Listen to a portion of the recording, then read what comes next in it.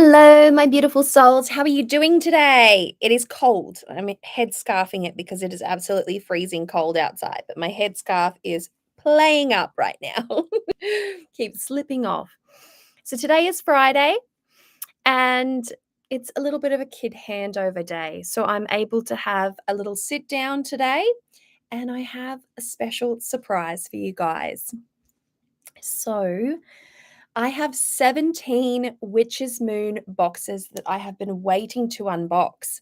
I've periodically been unboxing them, but I wanted to unbox all of them. I've just had my birthday and I was saving it all up because of late I've been so overwhelmed with all of my medical appointments and all of the other things that have been going on in my life, which you are well aware about because I recently did an update. So I love the Witch's Moon. I absolutely love and adore their products. They come in such beautiful ways and they are such high quality, beautiful, unique products. As far as I'm concerned, nobody else out there does a better job than the Witch's Moon. They are top tier when it comes to sourcing really beautiful products. They have their moon market on their website, but they also have their subscription boxes, which are the Witch's Moon, which is the big box, the ritual subscription box that comes out monthly. They have the Witch's Bounty, which specializes in sacred wearable pieces and typically in the form of a necklace, a beautiful pendant made out of 0.925 silver, absolutely exquisite, really unusual, gorgeous, like perfectly curated pieces that you can wear, that you can spell and then wear as wearable magic on your person. And then they have the Witch's Roots, which is the Witch's Apothecary style box, which is a more utility style box that enables you as a person subscribing to said box to build your apothecary and to play around with different ingredients that might just be unavailable to you wherever you live in your biosphere. And so they send out all across the world. They have a national and international. They're American based, but they will ship out everywhere. And I have 17 of these bad boys, 17 of these bad boys to unbox. And so I wanted to do this live because whenever I'm unboxing, I have so much to say about the Witch's Moon and it takes me out on little tangents. Sometimes I'm looking at a candle and it prompts me to talk about a specific candle color and a specific magical intention that can be used. So I figure this might actually end up being one of the most educational live unboxings that I've done because I have a lot to say and I have been in full writer's mode of late. And my patrons have been, why don't you write a book? Why don't you write a book? So I have been writing a plenty. So I've got a really activated ADHD brain today. I have my unboxing knife. Don't mind if I do. I'm missing one nail. Careful, rude finger. Yes, I opened up the generator shed on my off-grid property and it just got snagged and it ripped the nail off. I was like, ow. Anyway, so I've got ghastly nails right now. So what better time to do this than at the end of a nail cycle? So I've got my water, I've got my mint arrow. I'm feeling a bit hungry suddenly. It's cold. I have my lanolips over here because that's what I use. And I have a gusto for life. So I want to interact with you guys as I'm unboxing. And in no particular order, I'm going for the parcel that is closest to me. I have on the table, I have the small boxes here. And then on the floor in a leaning tower of Pisa style, I have all the Witch's Moon. So I'm going to save those. I'm pretty damn excited. Okay. So it looks like I've hacked down the side of this one already. Good for me.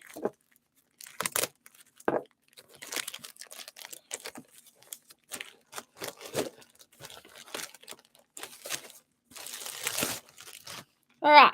I'm going to create as much mess as possible and then tidy it up afterwards. So we have here a Witch's Roots box. So this is what the Witch's Roots looks like. It's a beautiful printed box. It's got a lot of botanical and plant matter. Hi, Michelle. Hi, Cassie Nightingale. How you going? So let's have a look. We have the Ocean Healer. This speaks to my heart because I'm a daughter of Emanja Soba in my Yoruba culture. For those of you who don't know who I am and who are just coming across this live stream, I have this beautiful Australian accent because I live in Australia and I am half Australian, but my other half is Brazilian. I was born and raised in Brazil in a Yoruba culture, in an African diaspora tradition, in Centro São João Batista, Centro de Umbanda, São João Batista. So I am a multicultural little witch. So as you can see, I'm really activated. Today is just such a peppy day. Oh, thank you, Cassie Nightingale. You're such a beautiful soul. We have the Ocean Healer. All right, so let's have a little look-see. We have a quartz tumblestone. So as we know, quartz is piezoelectric. It's a beautiful universal stone that projects out enormous quantities of energy. And different formations of stones, as you will know, direct the energy in specific ways. So we have, you know what? Let's just go through it. So we've got a nice little card here. This is Mermaid Mist. It's time to keep a secret. We, the mermaids, now raise a magical mist to hide what is too precious to be shown to the world. This mist will keep you safe until the right time comes. Rightio. And then our two pieces of magical art. Abalone shell, which is really big here in Australia. It's that beautiful art, and it's talking about the magical properties and the magical qualities of the abalone shell. It's celestial. It, of course, belongs to Venus. The Birth of Venus, one of my favorite pieces of art by Botticelli, Alessandro Mariano Filippi. Botticelli means little barrel. He was a Renaissance artist. Oh, I just love him so much. And he did The Birth of Venus, which is just, as a Taurus, my ruling planet is Venus. I feel such a kindred nature. And I've always had a really, really beautifully soft spot for Aphrodite. So we have abalone shell, we have Venus and Neptune, zodiac signs of Aries, Pisces, and Libra. We have gold, pink, silver, teal, turquoise, and violet, stone minerals, amber, ammolite, ammonite, aquamarine, coral, cowrie, moonstone, opal, and pearl, of course. Botanicals are apple, avocado, coconut, eucalyptus, kava, lotus, myrrh, and palo santo, peyote, and sage. Animals, dolphins, mollusks, otter, sea lion, sea snail, sea urchin, seal, tortoise, and whale. And so lots and lots of information there. Hi, Liz. Idolas dondes. How are you going? Then we have Palo Santo. So this is the botanical. So in a witch's roots, typically you have the herb that is a focus of the box, which I absolutely love. And Palo Santo comes from my neck of the woods. A fun little story. I had a gentleman the other day, and this is very, very recent, in my everyday surroundings. I was in a metaphysical shop and I picked up a piece of Palo Santo. I have lots of Palo Santo. I typically don't buy it anymore because I have so much of it, and it comes to me. Palo Santo, because it is from my origins, it finds its way to me in so many beautifully unusual ways. Like people that are not even mystical or magical just give me Palo Santo. I don't know. It makes its way to me, so I'm very blessed in that way. It's a treasure. But I was sniffing it in a metaphysical store, and I got a lecture. I got a lecture from a man saying how unethical it was that, you know, people used Palo Santo and on and on and on and on. And I let him speak for as long as he felt like he needed to. And then I interjected at the very end. I'm like, thank you so much for your opinion. I'm Brazilian born and raised. I've traveled all throughout South America, and I have a deep reverence and respect for Palo Santo because it belongs to my heritage. And with that, I just turned away. And I hope that without being nasty, at all. I was not nasty to this gentleman at all. I hope that he steps away from that, understanding that unsolicited advice in moments can get you into a lot of trouble because you don't know who you're talking to. You will never know who you're talking to, especially me. Like, I don't look typically Brazilian. I don't have that beautiful mulata skin because I am half Australian. My father's Australian. And on his side, we're all Scottish. So we have the beautiful abalone look. This is so fragrant. Oh my God, it's so fragrant. It's absorbed all the fragrance from inside the box. These boxes are so beautifully fragrant. I'm just going to rub that on me. Oh, it's so fragrant. But it's a beautiful palm-sized piece, like so. Really beautiful. It's got a gorgeous color, especially in the coil there. I love the sacred geometry of shells. They're beautiful. We have the stand. So she goes like this, my loves. I'm going to lift it up. Like so. Absolutely beautiful. If there's Palo Santo in here, I'm going to light some. And I'm kicking myself that I didn't bring. This is all the not botanical, but all the matter that is used to cushion. And I'm going to pop this in my fire box because it helps me to fire start.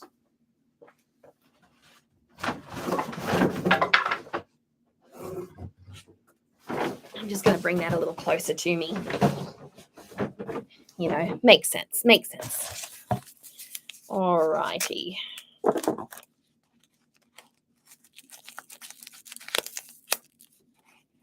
My knife needs sharpening.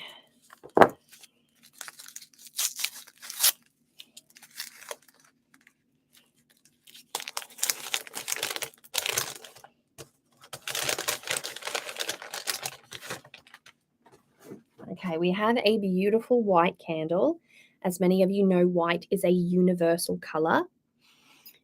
I love using, Cassie Nightingale says, love using Palo Santo. I keep some in my pocket, deflect any negative energy. Oh, I know exactly what you mean. I was gifted a tiny, tiny, tiny little bottle of essential oil with Palo Santo in it, and it is precious to me. I add the tiniest little dab here, there, and everywhere to especially wearable pieces like charms for my children, their sleeping pillows, their sleeping charms and things of that nature. And I'm very sparing with it. But there's a couple of ingredients in my collection that I'm super precious about. I have some bunya resin that I'm super, super, super precious about. Palo Santo oil, super precious about. My lucky hand, I'm super precious about that. Gosh, I'm just precious about it, okay? All right, so we have a quartz tumblestone here. So a really sweet, beautiful quartz tumble. This has got beautiful color, absolutely stunning color in it. Even the quartz smells nice. It's beautiful when you get a nice fragrant. Okay, so this is the Palo Santo here. You got a nice piece. Now, I'm going to give you a hot little witch tip. And this is why I wanted to do this unboxing live, because I have the best ideas when I'm flowing. And I'm in flow right now. When it comes to Palo Santo holds the energy of sacred. The very word Palo Santo means sacred. It's sacred stick, but it translates into being sacred wood. And what you can do with this is create that sensation of sacred. And what that does is it balances the energy in a space to the point where if you've got sort of stagnant, I'm going to use the term negative. Understand, though, when I say negative, I mean unhelpful, unnecessary, unhelpful energy. So negative energy, if you have negative energy, it balances out the energy of your space, thus creating a much more sacred haven. And you can, because it is wood, you can get a pyrography tool, and you can burn sigils, and you can burn symbolism and intention, words of power, a spell, a spoken word spell. You can burn that into the wood, and each and every time you use it, then you have a dual layered intention there. If you don't have a pyrography tool, you can also write on it, but I find that it is better to pyrography, if that's even a word.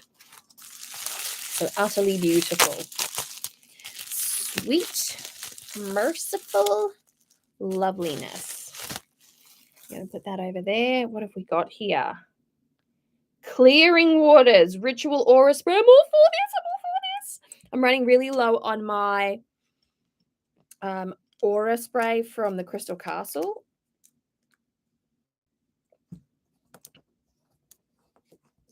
Okay.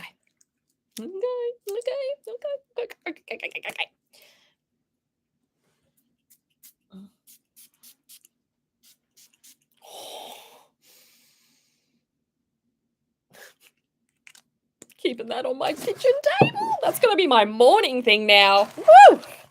I am pumped. And then we have, oh my gosh. Just hold my crystal for a little bit. It just cleared things. Oh, it's shifty. I believe it's new moon today. Is it? My partner told me new moon. I'm like, how is it that you know before me? That doesn't seem right. It's waning crescent in Taurus. Lying hound. What are we today? We're May. That's half moon. Yeah, that's not the new moon yet. Calm down. It's 5%, so it's almost new. Oh, it's so exciting. We've got that fresh, it's Taurus energy today, so I'm a Taurus, and oh my gosh. Give me love, give me life.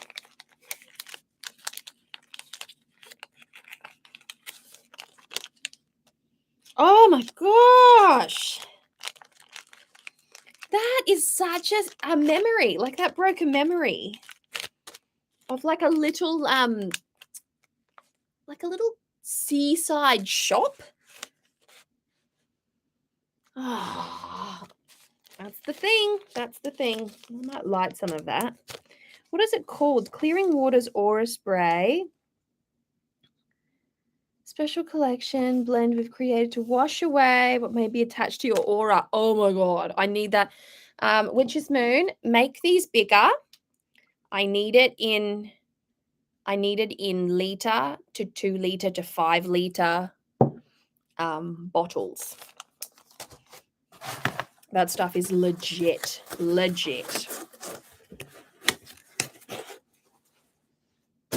Right. So we have here, so lovely. We have the ritual incense, which smells like a little seaside shop. We have a clear quartz crystal, a piece of Palo Santo. We have the abalone shell with the beautiful little tripod, and we have, which you would rest your Palo Santo in. And we have the white candle. And so that is your ocean healer box from the Witch's Moon. Now, I have to come up with a system. I need a Virgo here stat. Virgo stat. All right. So we have the paper over there. We have the art over here. We have the raw materials over there. We have that over there. And we have the crystal over there. I know what I'm doing. Nobody else will know what I'm doing. You know what we need, folks? We need food.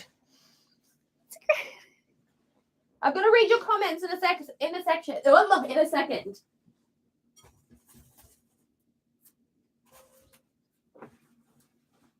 Ugh, I need fruit. I need a banana. All right. So let me just love making clearing sprays. Oh, I miss myself every day before leaving the house. 100%. One of my favorite things at the moment is this beautiful Florida water that came in a spray bottle. Genius idea. I carry it with me in my purse, and I've been through airport security and a few different types of security at the moment, and they're like, can you pick this up? Can you explain to me what this is? And I'm like, yeah. You can pick up your phone and type in Florida water as is written on the bottle and get some for yourself. I've had beautiful conversations with people. I've made friends. and frankincense oil and sea salt in the water. Yummy. Oh, I really needed that.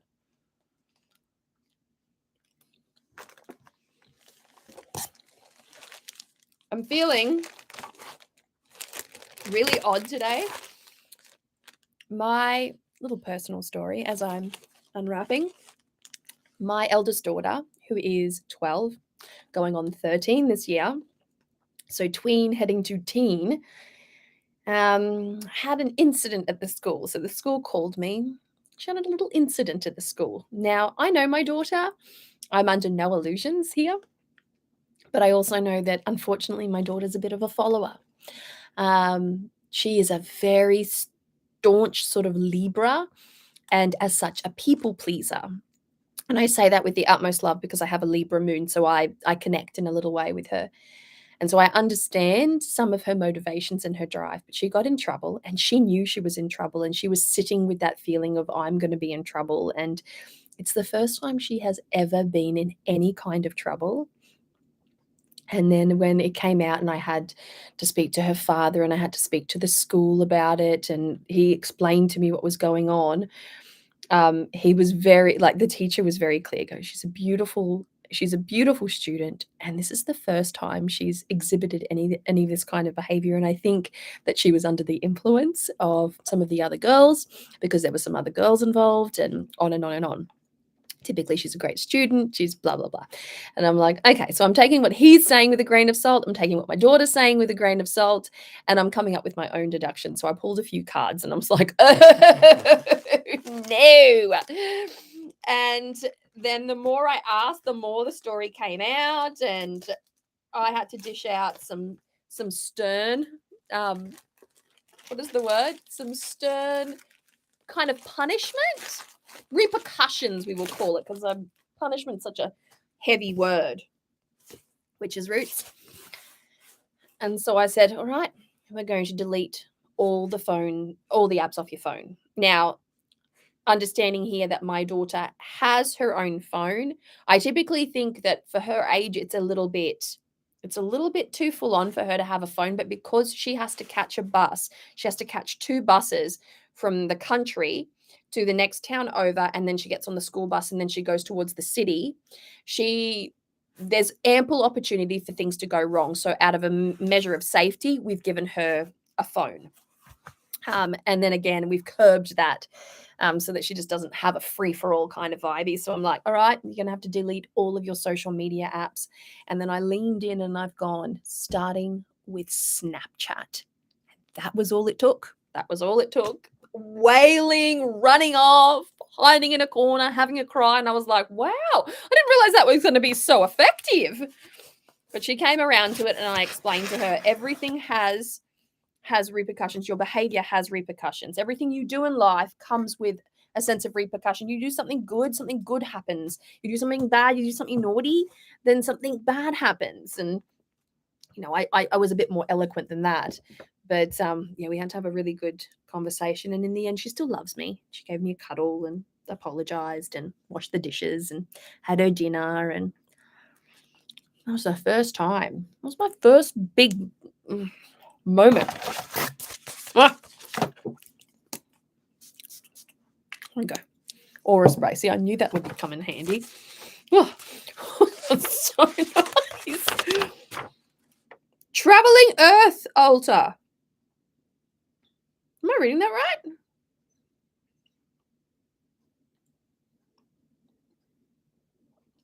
Become disconnected. No true value. Result. All right. So we have. Beautiful. This looks like it's the back of the card. How exquisite is that? That's a beautiful card back. Oh. I keep Palo Santo sticks around my house as well. Ah, telling you, it's the good stuff. Hello, Calm. How are you going? So we have here, this is the message. See if it resonates with you. Sage Rose. Oh, man, I feel you. I had so much issues with my daughter. Hit high school. She's now 16 and the best kid. Oh, Sage. I knew I'd find someone out there with a similar I feel you. Okay, love lives on. Honor your past, present, and future love. That's pretty. We have Earth Goddess. A little bit of some, I wanted to say Theban, but it's a little bit more sigil-esque. Yeah, very sigil-esque. Oh, and we have a list. If I bring you up close, we have a list of Earth Goddesses and their culture in brackets. That's quite educational, really. The botanical focus for this one here is mustard seed. So we have a beautiful botanical illustration. These go great in a book of shadows. So if you want to start sticking them into a really nice book of shadows, and especially if you are not a proficient artist and you want that kind of beautiful old world kind of charm, these are a great option.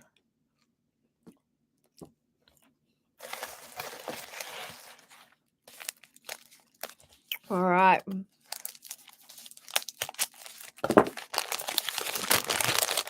One box down. 16 to go. That's fun. This is Mardi Gras. Straight away, my ancestors have just gone in my head. This is such a Mardi Gras color. Rio de Janeiro Mardi Gras color. Little Bibliophile vibe there. This is so fun. Oh, it smells great too. It smells great. All right. We have got, just going to move all of that beautiful stuffing. We've had some cold days the last couple of days because we're in autumn here in this part of the world.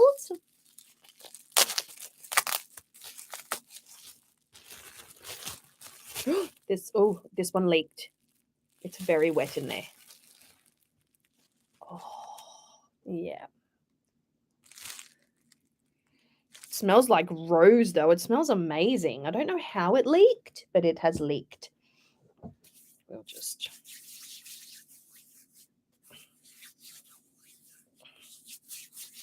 Waste not, want not.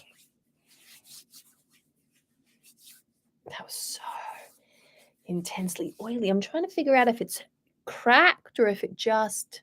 This seldom happens. Obviously, when things come in the post, all sorts of manner of mischief happen, but that seldom happens. That is quite oily. Oh, so good. What is it? It's rose of some description. Rose magical anointing oil. They say blend.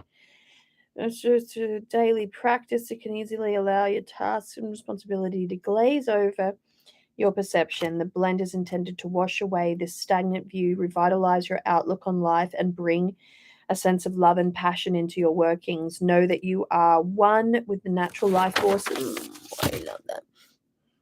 It's almost immediately like soaked in. Okay, we have a very small statue.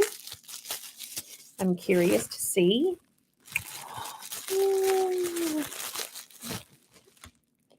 It is a tiny Empress Gaia. Beautiful statue. Look at how pretty that is.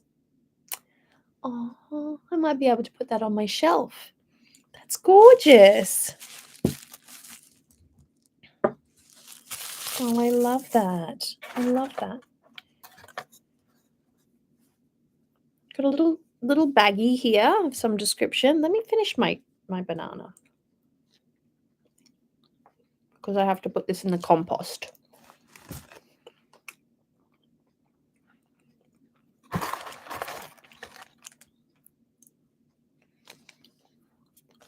Little muslin bag to go with the tea. Well, something's going on here. I've got an empty cloth bag and an empty baggy bag. That's all right. We have a mint tea here. I love mint tea, especially Moroccan mint. Oh, this looks like a unakite stone. I remember once upon a time being quite fascinated with unakite. I haven't looked at its properties for such a long time. Yep, unakite tumble stone, a beautiful stone of urgency. Unakite is the here and now stone. The energy of this stone reminds us to lose ourselves into our work, into our inspiration, and into the creation.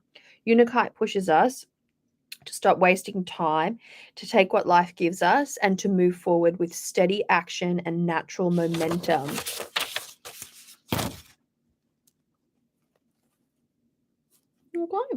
Okay. Might just pop that down my bra for the day. Okay. Let's see how we go with that. Tuck it under the buzzies. Hope that wasn't inappropriate. All right, we're going to pop that off to the side there. Sure, my kids love these little baggies. We have mustard seed. Now I don't typically work with mustard seed, so let's have a little look.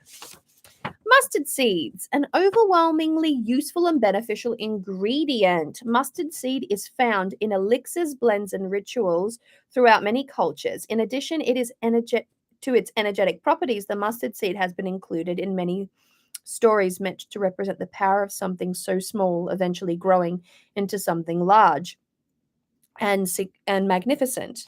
Within Jewish texts, the mustard seed is said to represent the knowledgeable universe, to demonstrate the world's true insignificance, meant to teach humility and perspective. In metaphysical application, the mustard seed represents protection from evil, good luck, perseverance, and courage. As you work with and include this seed to your magical practices, allow its energy to provide you with peace of mind and surety of purpose.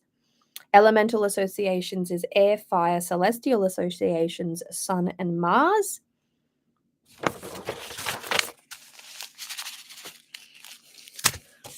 Everything smells nice. And we have jasmine. Oh, it's soapy. You know that soapy clean smell? Yep, soapy clean smell. Oh, beautiful. All right. That is another witch's roots. So we have a gorgeous green candle. We have the mint tea. We have the beautiful Gaia statue. We have the leaky oil, unfortunately, but still a lot in the bottle. We have the beautiful jasmine incense, mustard seed. There's your mint. You have your 2 pieces of art. Huzzah, huzzah. Oracle card reading, and of course the unakite stone that is now stuffed in my bra. So good times, folks. Good times. Alrighty. So look at my little pile of stuff. It's really working out for me here. Oh, gonna have to keep my beautiful little bits over there. And yeah. Oh, love it. Love it, love it. Alrighty. Moving on. What's your favorite stone to work with, folks? Those who are here, those who are hanging out with me right now. Did I say stone? What's your favorite stone to work with if you are a crystal connoisseur of some description? And what is your favorite botanical of choice at the moment? Because I go up and down with things like that. Like I follow my own magical trends. Amber's such a good one. Rose quartz and moonstone. Are you talking passive moonstone or rainbow moonstone?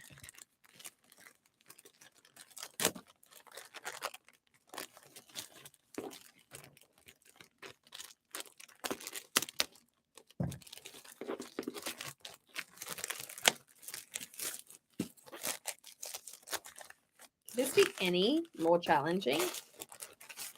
No, it couldn't. Rightio. Witch's roots. All right, what's the theme? What's the theme? What's the theme? Season of blessing. I accept your store credit. Oh, look at this bitty one. Sacred space. A profound transformation is transpiring in your soul. Hells yes. There is a whole new world brewing. Remember, we are the co-creators of our collective reality. Allure just messaged me. She's coming to visit me, and we're on the countdown because it's Friday, and she arrives here on Sunday, and she's like, 2 more days. Yes. I'm just going to quickly shoot her a message because this is so exciting. So exciting.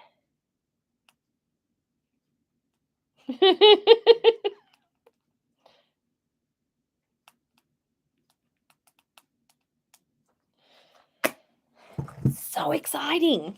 As I was saying, let me start again because I feel like I've been interrupted. A profound transformation is transpiring in your soul. There is a whole new world brewing. Remember, we are the co-creators of our collective reality. It's time to start a revolution of calm stillness and gentle humanity. To unite, celebrate differences, and welcome diversity in ideas, beliefs, and thoughts. Absolutely beautiful, and I could not agree more.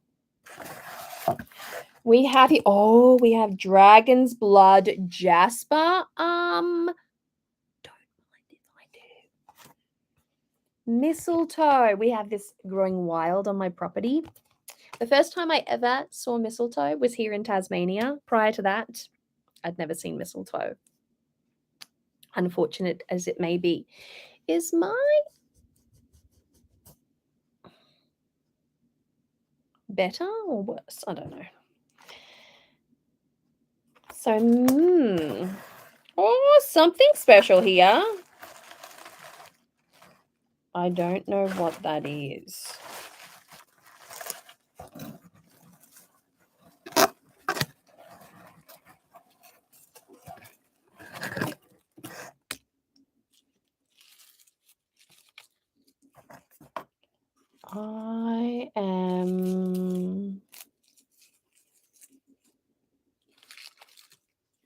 I'm gobsmacked. What am I looking at here?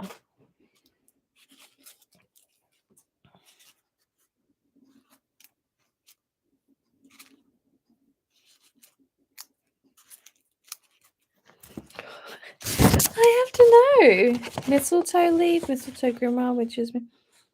It's a Yule goat!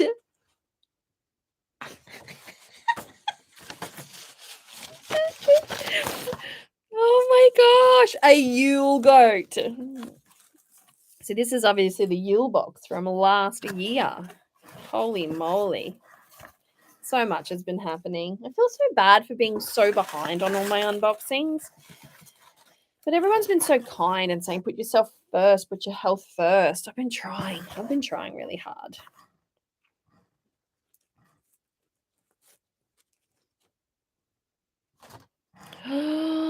This is the Dragon's Blood Jasper.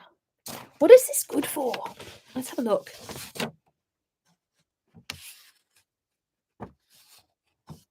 Dragon's Blood Jasper.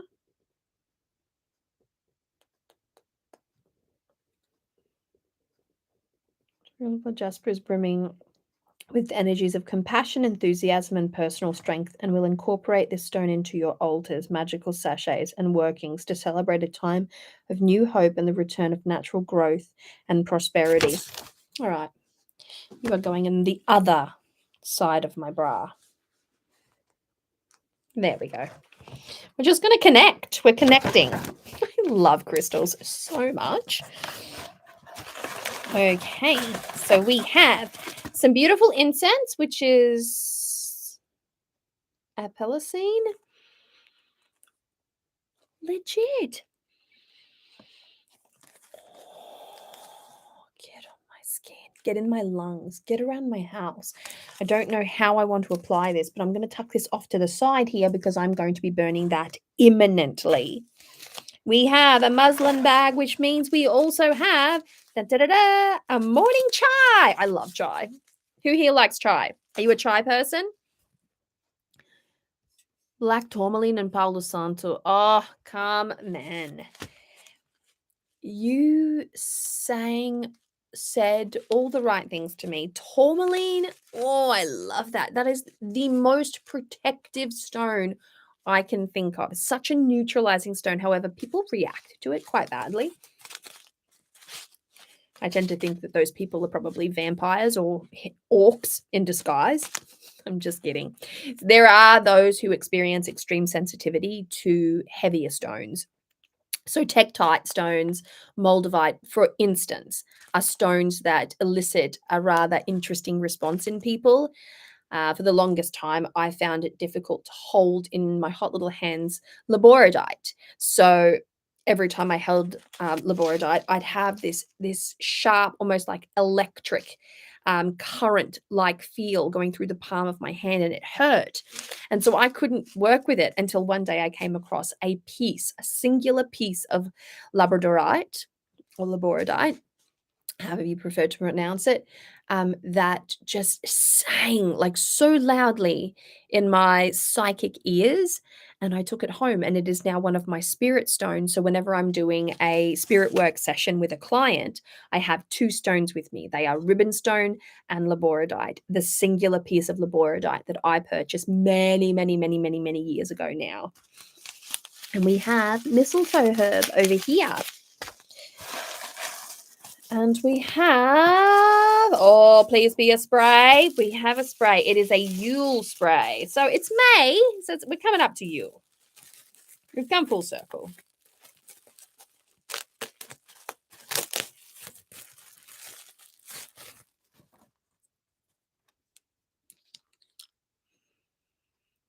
Oh, crisp and clear. Well, I may as well screw the little head on it.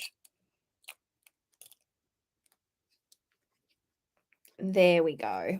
I shan't spray that because I've got too much other aroma in the house at the moment. It's crisp. It's very, like you would imagine that kind of effervescent aroma to be in like that quiet stillness of winter. We tend to gravitate towards warmer, cozier scents like cinnamons and vanillas, and those headier lower notes are my favorite. Very deep, earthy kind of aromas. But there is this lightness, this effervescence, this brightness to that scent.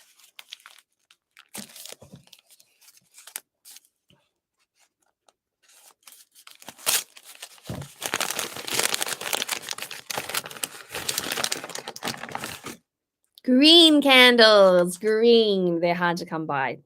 I have been having the hardest time finding green candles.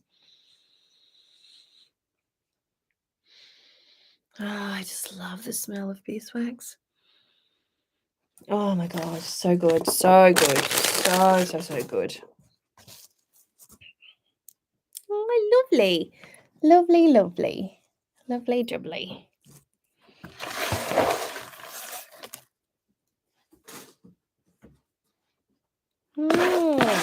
Well, that was that witch's roots.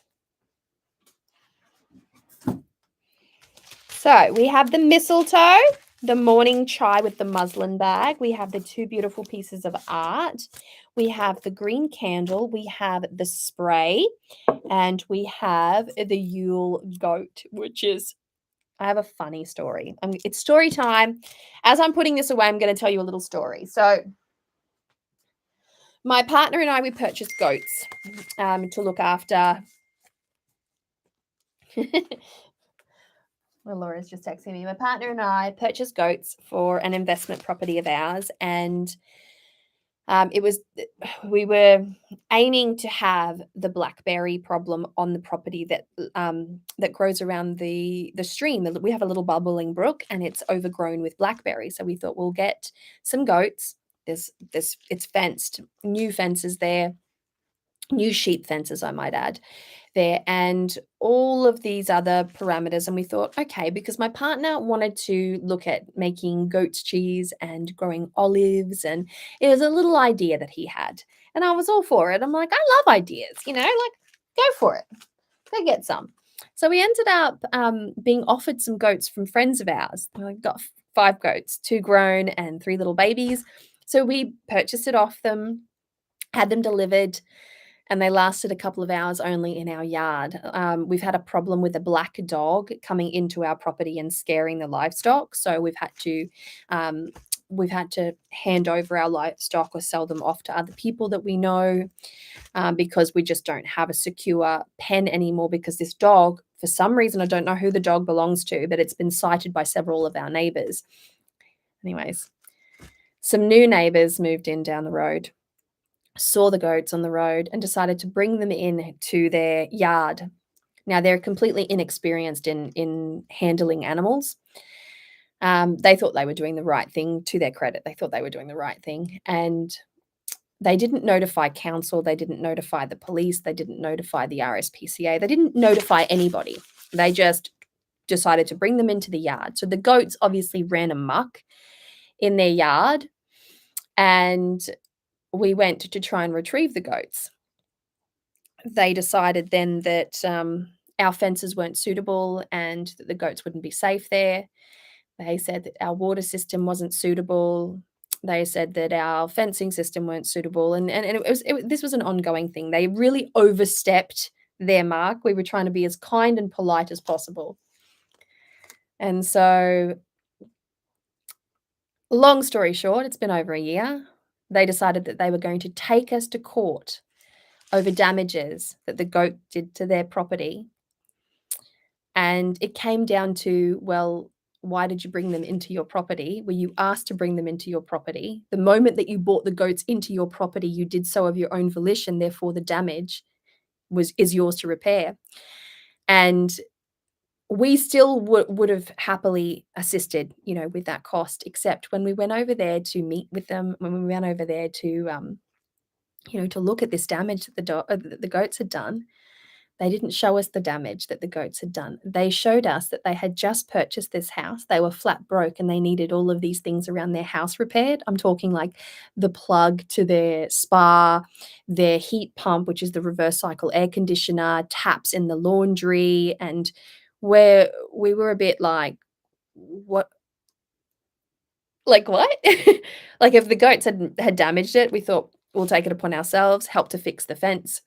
Feeling a little bit annoyed by the whole thing. Like, they decided to bring the goats into their yard thinking that they were doing the right thing. So at the end of the day, we've got no control over that. We didn't ask them to have the goats, but it's led to such a problem, such a bloody problem. And we ended up in court over it. They took us to court. They sent us a living invoice. At one point, they were annoyed with us. They wouldn't give us the goats back. We asked for it back several times. We have it verified in text messages. We had to seek out a solicitor. Like, this is the craziest situation. It became the funniest story in the solicitor's firm. And we walked in, I'm like, "We're the goat people." And they're like, "Oh my God." And they were so kind to us because it was the most ridiculous situation. And at the end of the day, they had stolen the goats, and then they sent us a living invoice that equated to just over $6,000, and it said that if we didn't pay this invoice, the invoice would continue to go up unless we signed over ownership of the goats to them. And our solicitor's like, "So they're extorting money from you now. They're trying to extort money from you." And it just became this succession of, excuse my language, fuckery. And in the end, we settled outside of court. And I said we agreed to pay all of the feed, all the food that you bought for those goats the entire time they were with you. They kept the goats from April-ish to November. And they threatened us with lawyers. It was just, it's the craziest thing. I ended up receiving this long-winded text message saying I am an empath, and I've heard the feelings of these goats, and they don't feel safe with you. They don't want to go with you. And it was just this on and on and on and on again thing. I'm like, oh, I've been so patient. We Tauruses, we're notorious for our infinite patience, but once that patience has evaporated, then I get a bit full on about it. Do you know what I mean? So In the end, we offered them money for food and food alone, no damages of property because we were not responsible for that damage and they took it upon themselves to bring the goats into the yard. We never asked them to do so, and we asked for our goats back so many times. If they had just handed over the goats, none of this would have happened. That was the long and short of it. But can you believe this? Can you believe it? So that's where I've been. On top of all my health stuff I've had to deal with.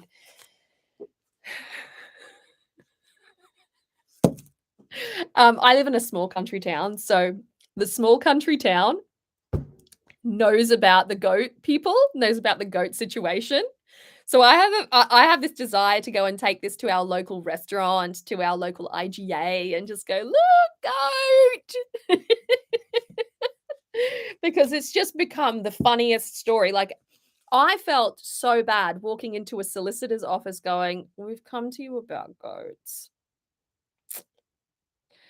But this was the situation. We were sort of put in between a rock and a hard place.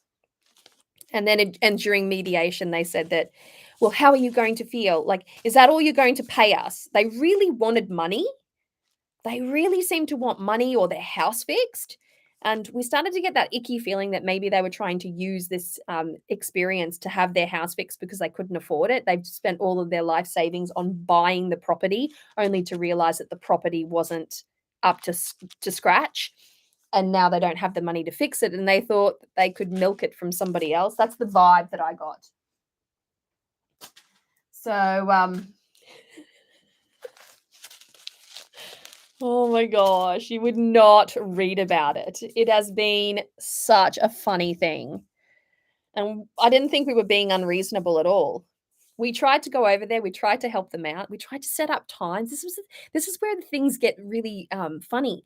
We're like, okay, we'll go over there and we'll help you to patch this, and we'll help you a little bit, because you're doing us a solid. Even though we didn't ask you to, we're still going to help you out a little bit. But every time we tried to tee up a time to go over there to help to fix, someone was sick, someone fell off a ladder, someone got COVID, someone was working. There was always an excuse until finally we just stopped. And then in mediation, it was like, you guys never came over to help.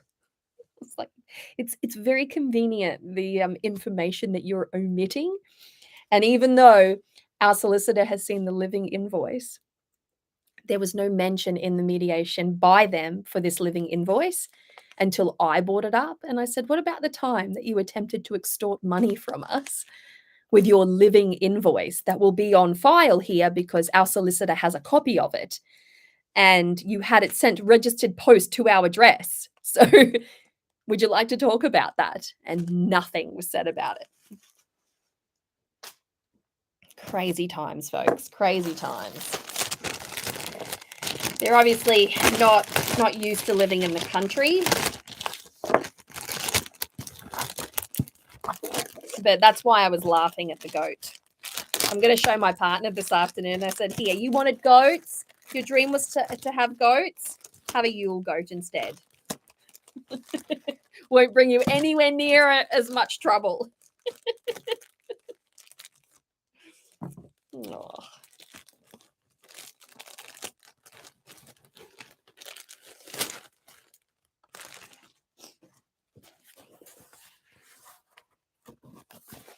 Witch's roots.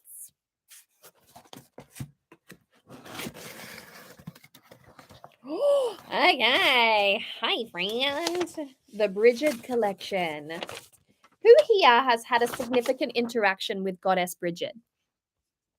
It's not the first time you had nasty neighbors. I'm so sorry for you. I know. But luckily, the neighbor that lives this is the weirdest story. I'm about to frighten you. So one of our neighbors, I live in a triangle shaped property. We share an easement, so we all share a road. So there's a property in this triangle shape. There's a property over here.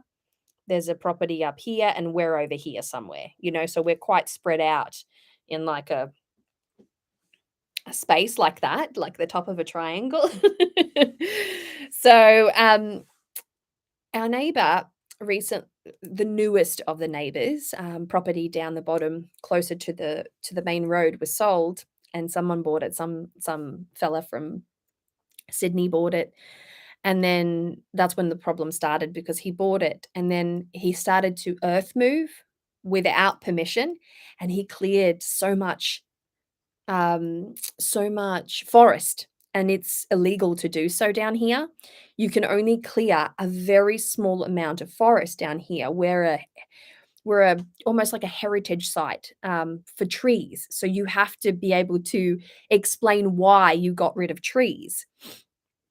As it was, my father and my uncle, when they first moved down here to our property, had to take down 2 or 3 ghost gums, and we've been, told that we need to plant ghost gums now because there's gotta be a balance. So he's just come in with a bulldozer and just, like, cleared, like, so many trees and gotten himself into big trouble, and that had nothing to do with us. And then there was a contentious issue between him and the other neighbor, nothing to do with us.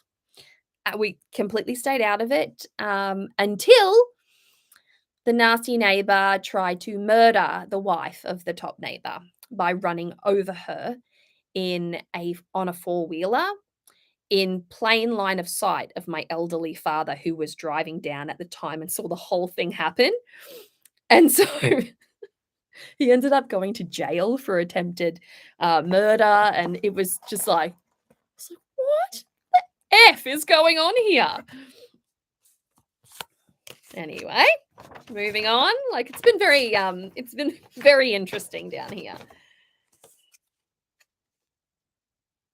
Persephone! Oh, look, it's a goddess.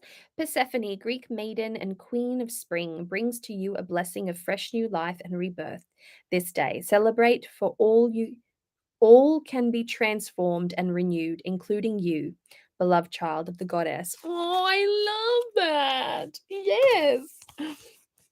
We have the Bridget's cross here. I love the way that the goddess Bridget is depicted, all that fieriness. Amen, Taurus fury unleashed. It takes me a long time to get angry. This is something that people don't understand.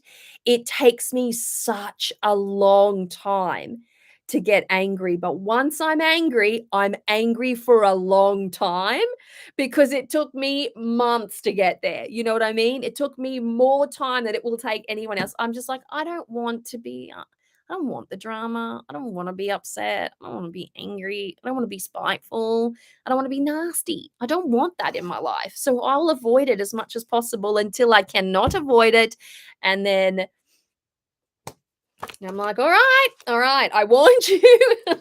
I warned you. And I happen to be very, very eloquent in a courtroom, mostly because my mother is a criminal attorney and I spent the vast majority of my time tucked away in a courtroom watching things. So I happen to conduct myself well.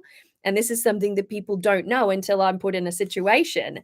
And when I have a lot to say, I can flow, I can speak very eloquently in the moment, and I just pull things in. Plus, I'm neurodivergent, so I see things in layers and I can piece situations together. So during this entire time, when we were having this little simple mediation situation, I was able to pinpoint all of the issues that my personal brain had snagged on. And I said, what about this situation? What about that situation? What about on this date? What about this message? And what about this? And what about that?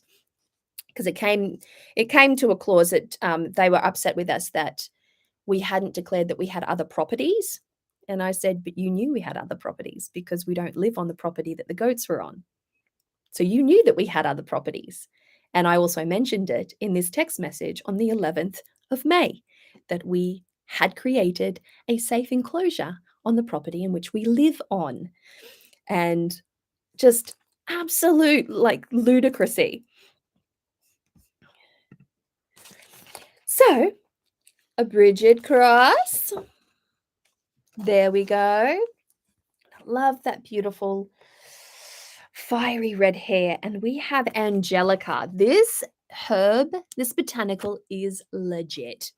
Let's read up a little bit about it. Element fire, celestial influence, sun. So it's furious.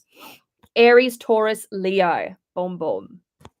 Chakras, root, sacral, solar plexus. So all the lower chakras upward. And then we have colors. And let me just say, when working with the idea of the chakras, which gets thrown around a lot. Chakra flags and chakra meditations, understand where it comes from. The chakra system comes from Hindu culture. It's part of a very involved practice over there, and literature surrounding chakras is incredible in its volume. So it's worth reading. It's worth really reading up on it. Not just the superficial stuff, but really starting to see it and get to know the origins of it. And there's a lot. There's so much there. Colors: gold, ivy, orange, red, white, and yellow. We've got the stones here. Magical properties: angelica shields against all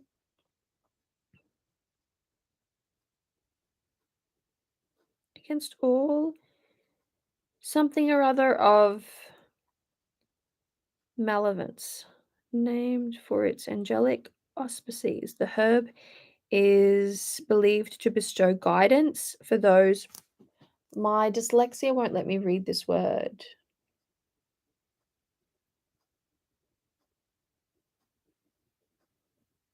Don't know. Self-confidence, courage, respite in burdensome times. Angelica's many noble virtues are praised by writers in antiquity, testifying to its merits as a protective panacea for every conceivable malady. Grown near the home, Angelica protects its residents. I love that. It's hard for me to read. My dyslexia won't let me read like complicated language. Oh, we've got one. We've got one.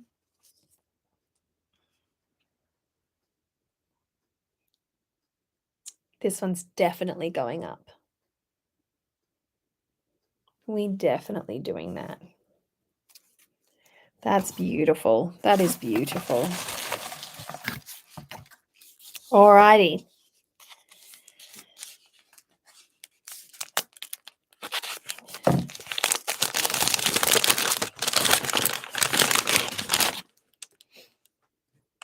Red. Fiery red. Like my willful spirit when it's unleashed. My little sister, Dredre, the art witch, is here. I have a fun little story about my baby sister. It requires you to go and have a look at her Instagram or her TikTok, though.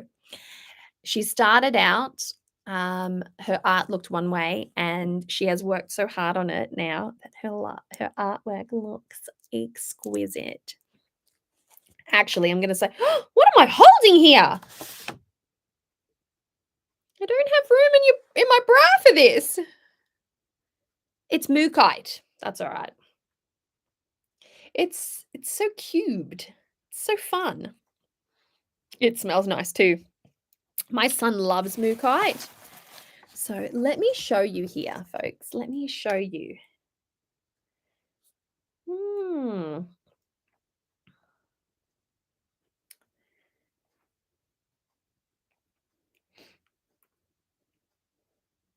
Okay, let me see if I can find it. There we go. Okay, so check this business out. This is her, it's a bit glary, but this is some of her artwork. I'll show you a little bit more. There's a little bit more of her artwork. She'll turn all of these into stickers. Little mandrake art there. Oh, here. These are her beautiful stickers that she's created. Isn't it beautiful? So fun. Go and check her out. She's on, follow her in some small way. I'm very proud of my baby sister. Fun fact, she has a full accent. Yes. We're both Brazilian, Australian, but she has a full accent. Both of my baby sisters do. Oh, wow. That did not sit well in the back of my throat. It's an aura spray. Let's spray it.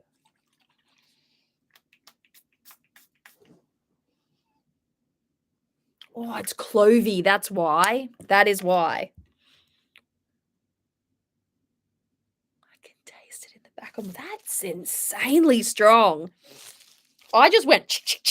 That's too much. That is too much. I can taste it in the back of my throat.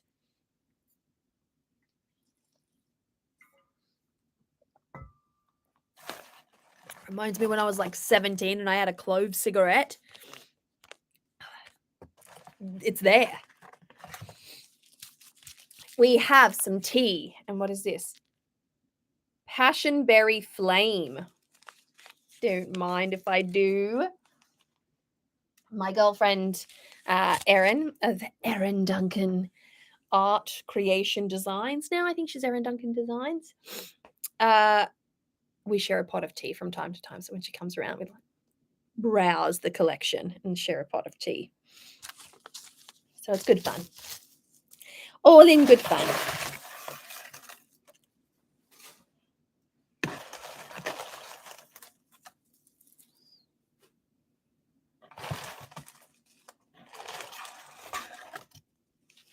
We have frankincense and myrrh. Oh, that'll be nice. This is the stuff that you want. Did you get the goats? We got the goats back, yes. And then we penned the goats with our friends, Billy Goats, and they fell in love. So we ended up doing a food swap with our friends. So they gave us some of their crop. We gave them some like our goats, being that I didn't feel like the goats would be safe on our property.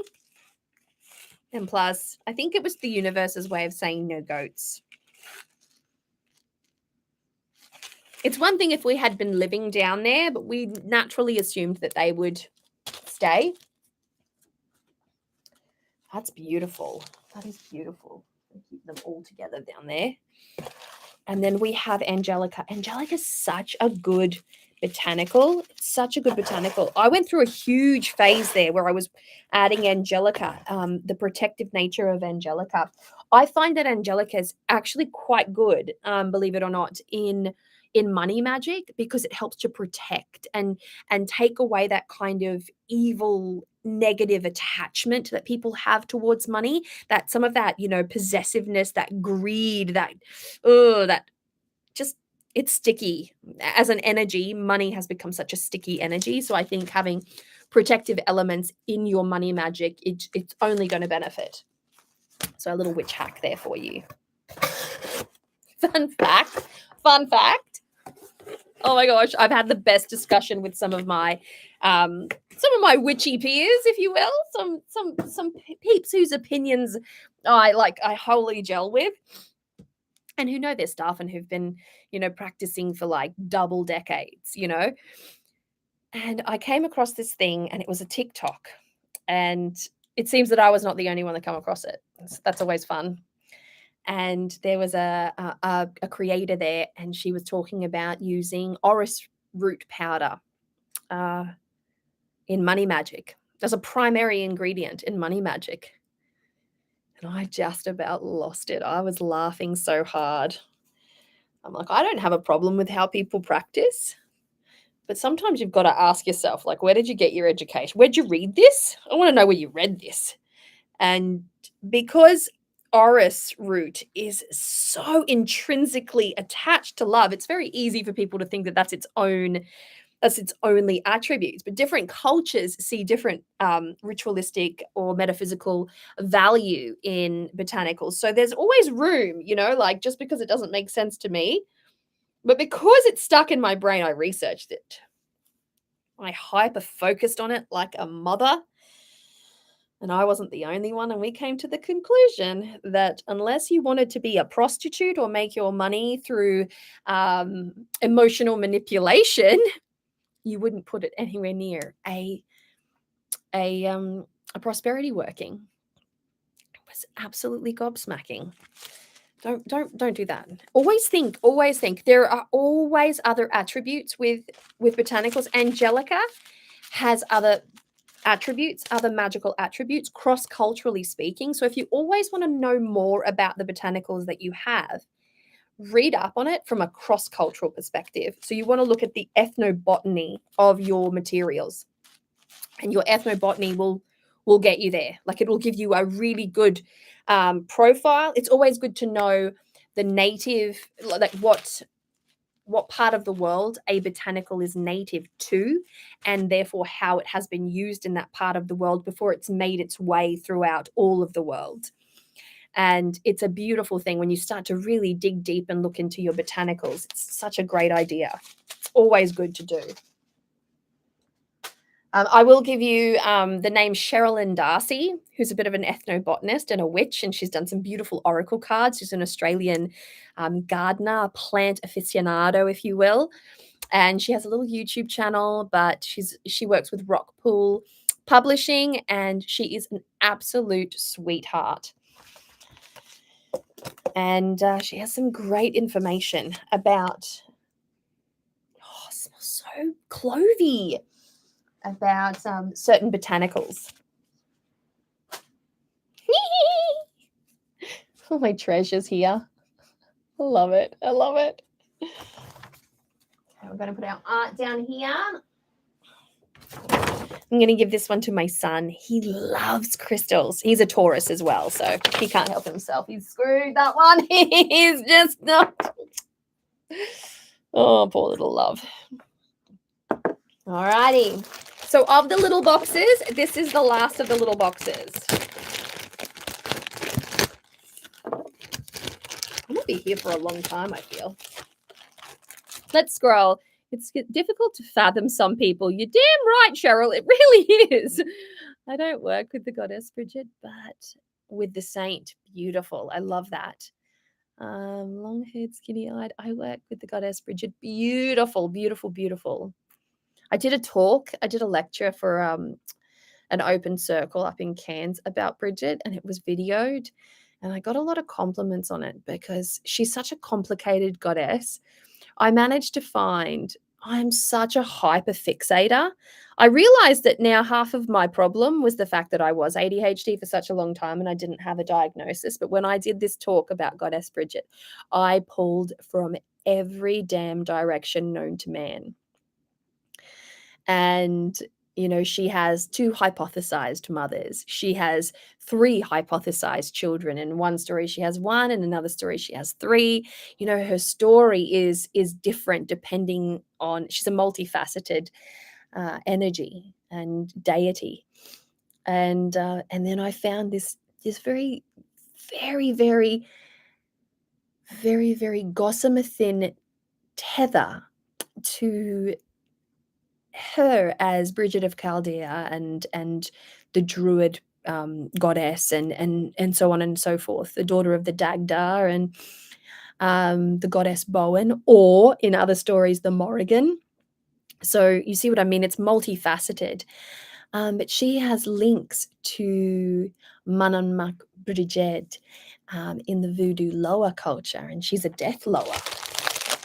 And I thought, wow, there was a lot of Irish immigration happening. And so I'm prepared to believe that it's just another facet.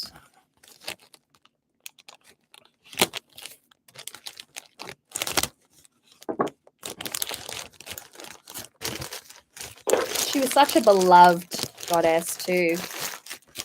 She was so entrenched in her culture that when Christianity came and took over, that they could not eradicate her presence, and so they decided to sanctify it instead. So she became Saint Bridget, and therefore she has her little church and became Bridget of Chaldea.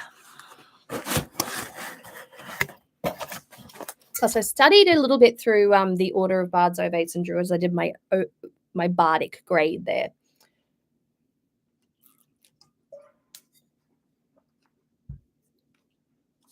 And I learned a lot about her through there, through transcribed pages. And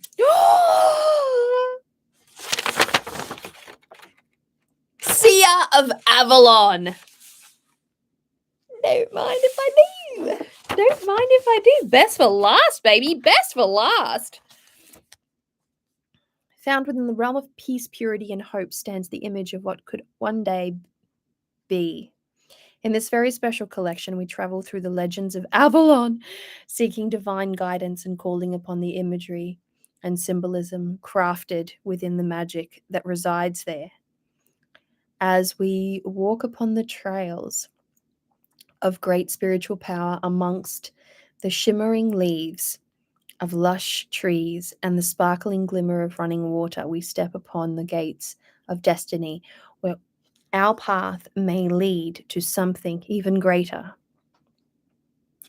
The magical items in this box are as follows. I'm excited. Soul expression. This is the card. This is a familiar card, isn't it? Be courageous. Express yourself freely without censorship, and you will discover that you are far more than you have imagined. Let go of fear and doubt by reminding yourself that you are a child of the universe and that all in creation is one. One world, one heart, one soul. Damn straight. Okay, you ready? This is why I was like, oh! There it is. So fun. So fun. Avalon, the legendary island within Arthurian lore. There's Lady of the Lake. There's Excalibur. There's the legendary island. Lady of the Lake. I love it. Okay, what's the herb? What's the herb? What's the herb? Can we guess? I haven't looked.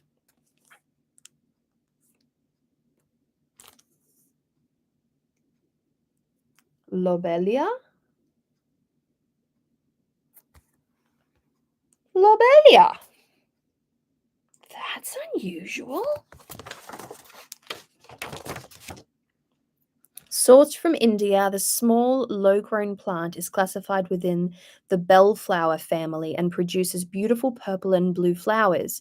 Within the genus of the flowering plant, there are found over 400 species. You can commonly hear the stories of practitioners throwing lobelia powder into the coming wind to stop storms in their tracks. In addition, lobelia is most notably used within attraction blends to grow within the magical garden to appease and foster fairy energies. When burned, the smoke is said to carry your messages or petitions to the skies. Within eclectic medicines, lobelia was commonly smoked to aid in the alleviation of asthma and the decrease of nicotine cravings. We do not recommend smoking unless recommended by a physician. When coupled with a variety of other herbs, lobelia can act as a wonderful facilitator during rituals of divination or acts of purification. As stated within the accompanying artwork, carry a small sachet of the dried herb on one's person to aid in healing rites, foretelling the future, or finding lost items. On your search for divine guidance, allow this herbal companion to assist planetary associations. To assist.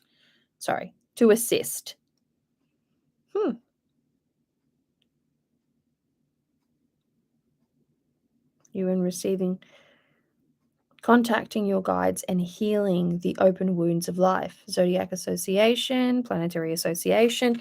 Yeah, I missed a whole line there. Good for me. Cool. Saturn, Neptune, Capricorn, and Gemini. Hands up if you've worked with lobelia. My sister's laughing her butt off. Quite scary indeed. Beautiful representations indeed. So much.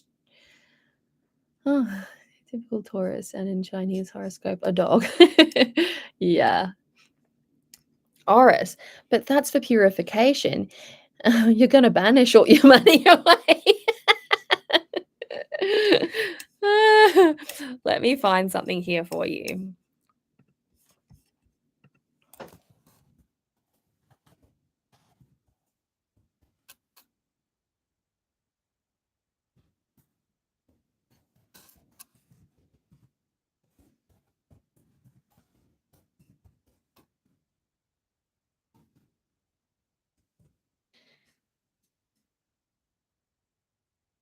Mm. I'll have to pull it up from an old thingamajiggy. Alvine Green, hey, beautiful, how you going? Darcy made a small oracle deck that was offered in one of the witch's roots box. I have it. Oh, beautiful.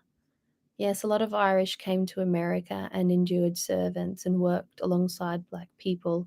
That's probably explains the link with my nun Bridget. Indeed, indeed.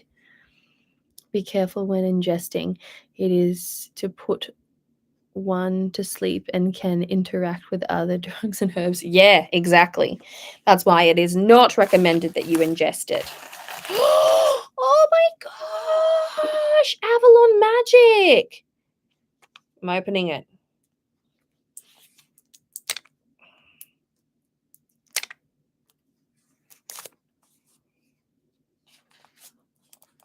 I really do need to sharpen my knife. Of late, I've been using my 100-year-old rusty nail. It's the bee's knees. Okay. First of all, the backing is darling. Look at the backing. Oh, no, it's not the backing. Oh, it's not. Look at this.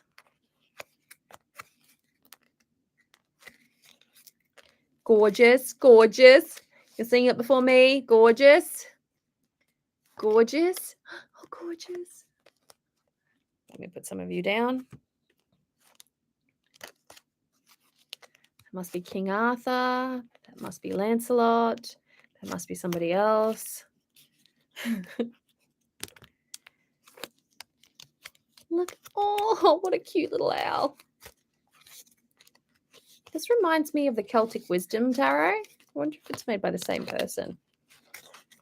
I bought that deck off of eBay when I was in my 20s sometime.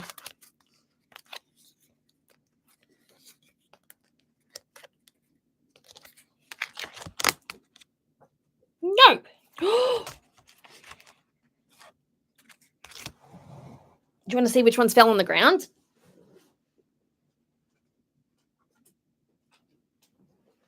Okay. Here we go. Here we go. These ones fell on the ground. There we go. That a one there. That a one there. And that a one there. So we will read.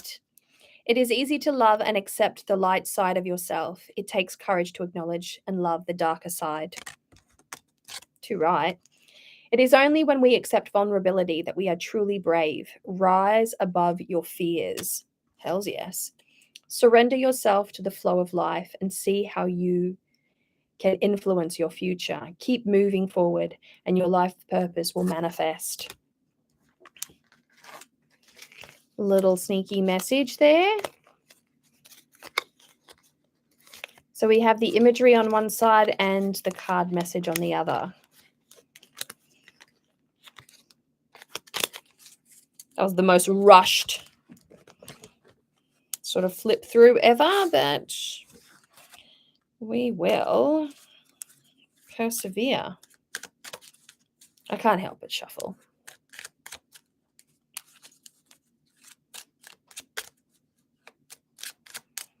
And for you all, we have Arthur.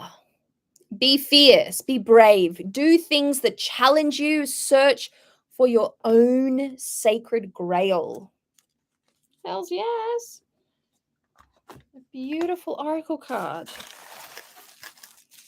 All right, let's have a look at this gorgeous, gorgeous, gorgeous. Beautiful art indeed. We have the Triskelion symbol there. Very apple-ish and high vibration. Good vibe, good vibe. Not super sweet, but a little bit sweet. We have Peaches of Paradise. That's going to be yummy as a, there you go, Peaches of Paradise. That's going to be yummy as a spring tea. We 'Is this smoky? appears to be a bit of a smoky quartz there. I haven't received a piece of, it smells nice, a piece of smoky quartz for the longest time. Smoky quartz tumblestone.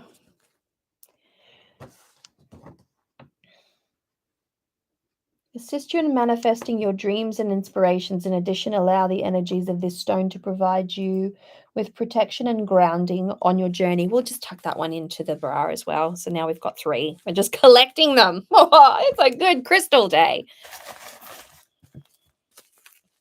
Here we have the lobelia. I love the botanical art on this one. The others don't seem to have it. This one does. So that's pretty. That's really pretty. So that's a good quantity. And we know, right? That goes there. You go there.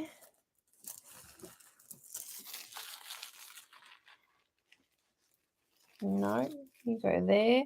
And you go there. I know what I'm doing.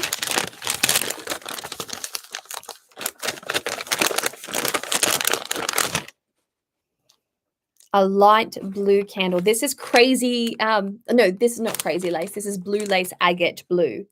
Like really sweet blue.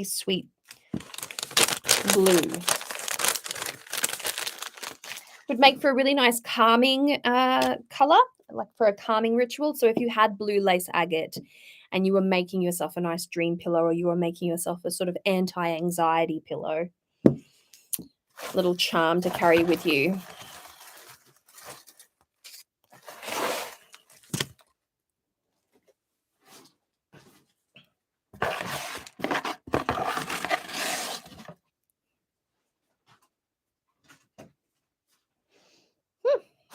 Alrighty, and we have rosemary stick incense. I love rosemary. It's my all-rounder.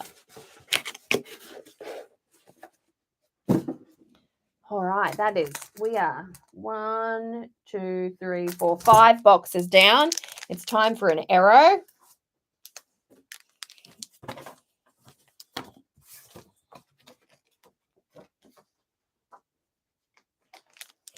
My children gave me chocolate for my birthday, chocolate for Mother's Day, and I've just had all this chocolate sitting around. So I'm like, today seems like a good idea. And I love mint arrow. Oh.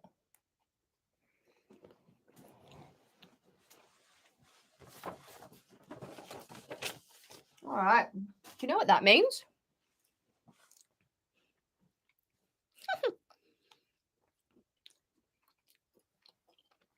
I have a fat stack of witch's moon now. Let me see if I can show you.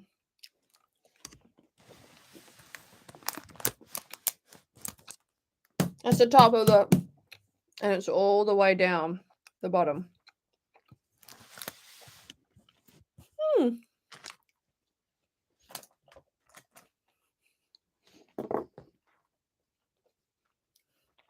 Also in this intermission for my arrow break, I had to buy a Kindle.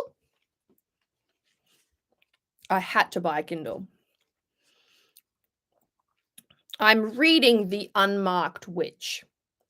It's a YA fantasy.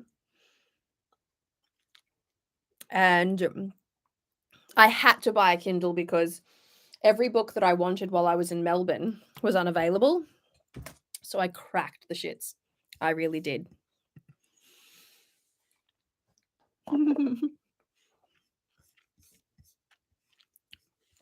Just tried a strawberry cream. And it was awesome. Strawberry and chocolate. How can you go wrong? Each to their own. I am a dedicant of mint. I have some very strict beliefs in chocolate. I believe that Smarties are better than M&Ms. And I will die on that hill. I believe that mint arrow is the best of the arrows.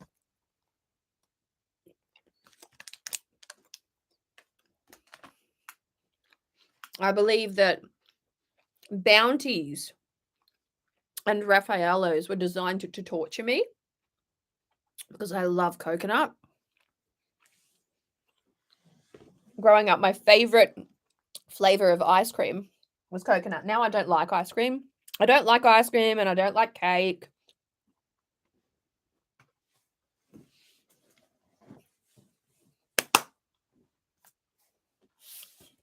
This has been sitting. It's covered in herb.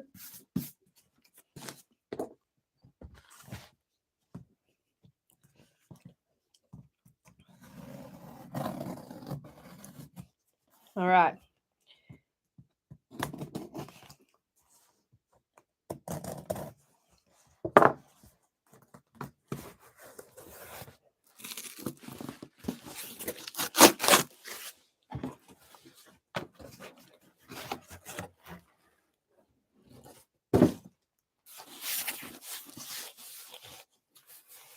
The witch's moon.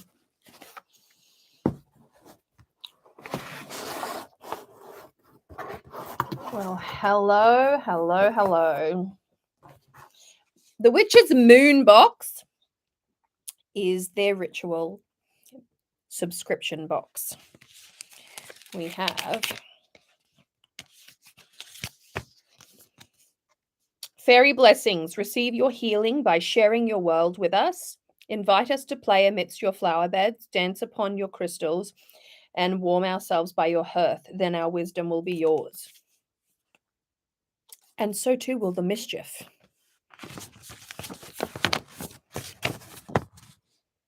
Spirit of Flora, the Hedge Witch collection.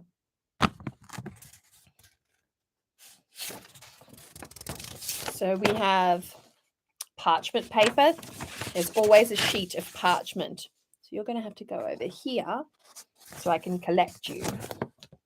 And you are going to have to go over there so I can keep an eye on you.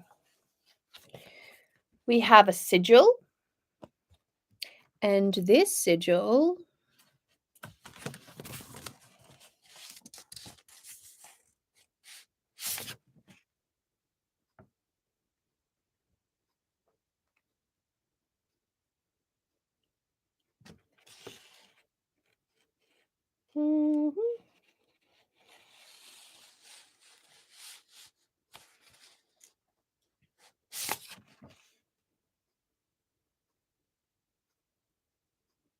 Oh, it doesn't have it. Oh, yeah, it does. The Great Transition sigil artwork. The specific sigil was created exclusively for this collection and is charged with the energies associated with autumnal equinox, most particularly with the importance of the great transformation that happens during this time. So it's an autumnal vibe.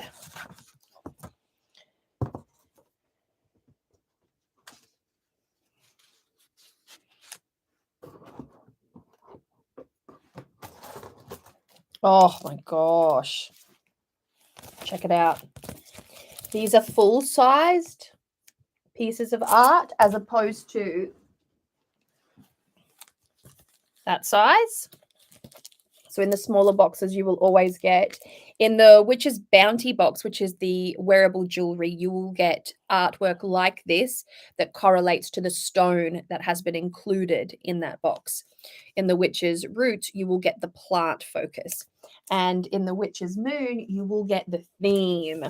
And usually you get a really good collection of these. I just love these. Magical Healing Herb reference. So great for your Book of Shadows. And then an Armid,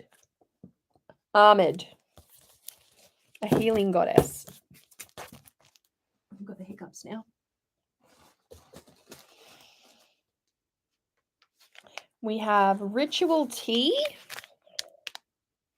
And this is Gumbogan Citron. Alrighty. Check this business out. Oh, hello. This is Patchouli Mountain Sage Stick. This wonderfully aromatic Patchouli Mountain Sage Stick is included within this collection to bring the energies of focus action while clearing away feelings of anxiety, fear, and ill intent. As you allow the smoke from the clearing bundle To waft throughout your sacred space, visualize the energies around you clearing and pulsing with new vibrations filled with fresh thoughts and emotions. Don't mind if I do. I'll just tuck you away there. Thank you ever so much. All right, we have tangled up in this net over here.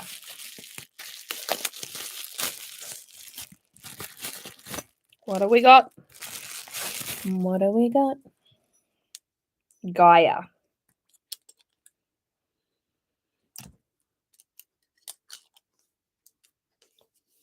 This is going to sound so bizarre, but it smells like a water park that I went to when I was a kid. Like a wonderfully delightful place. Oh, that's nice. You are staying here too. You were going to live on the table too with us. It's a good time. Okay. So we've got one of these here. Got one of these, behind which oh,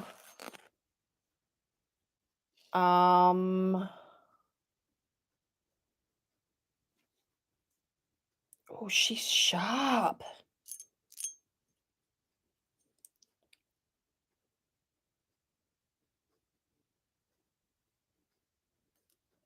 Oh my god, it's so cool. My partner is going to freaking love that. She's sharp too. What is it? What is it? Natural references on witches' moons, use a handmade Missoula herb rocker and storage box. The mezzaluna, meaning half moon, is Italian, considered the knife most commonly found with a curved blade to be rocked back and forth on a cutting board to cut herbs. This tool is an integral part of a witch's cabinet and can often become a daily tool for ritual work and herbal preparation. This can include the cutting of herb flowers and roots for ritual preparation, including but not limited to creating tinctures, oils, and herbal blends. During this time of the year where we reflect on and bask in the blessings of our harvest or fruits of our labor, the herb rocker becomes a powerful symbol. The herb rocker has been exclusively created for the subscribers of this collection, intended to be introduced during this very season. You will find a floral pattern engraved upon the blade of the rocker, as well as the detail of the leaf as a place to rest your thumb when using. Please know that the edge of the blade can be sharp and is not intended to be left out. Made of both brass and iron, we would kindly recommend keeping the blade oiled when possible, using simple mineral or linseed oil to prevent tarnishing. Also, we recommend cleaning with a dry cloth without the use of water or soap. When not in use, place in the herb rocker back in the cushion box.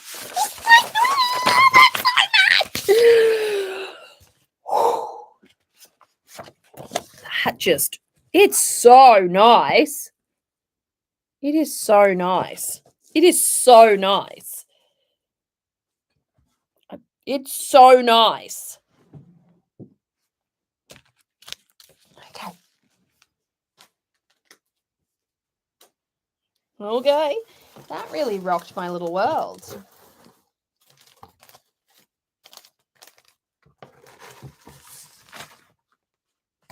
Okay.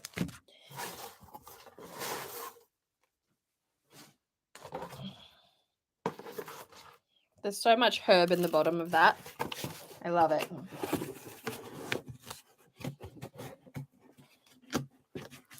My kids love the Witch's Moon boxes. They put all sorts of toys and trinkets. And at one stage, my son had certain collections of Lego. Mystic Myrrh. Result.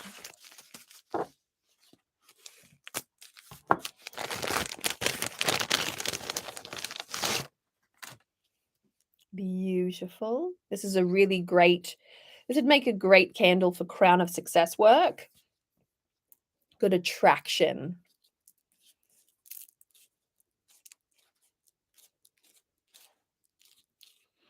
Oh, I love the smell. I just love the smell.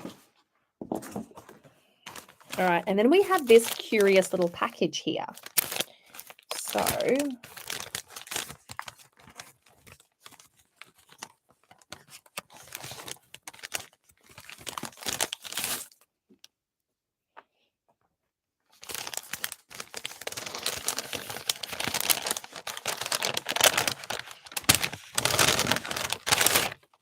result.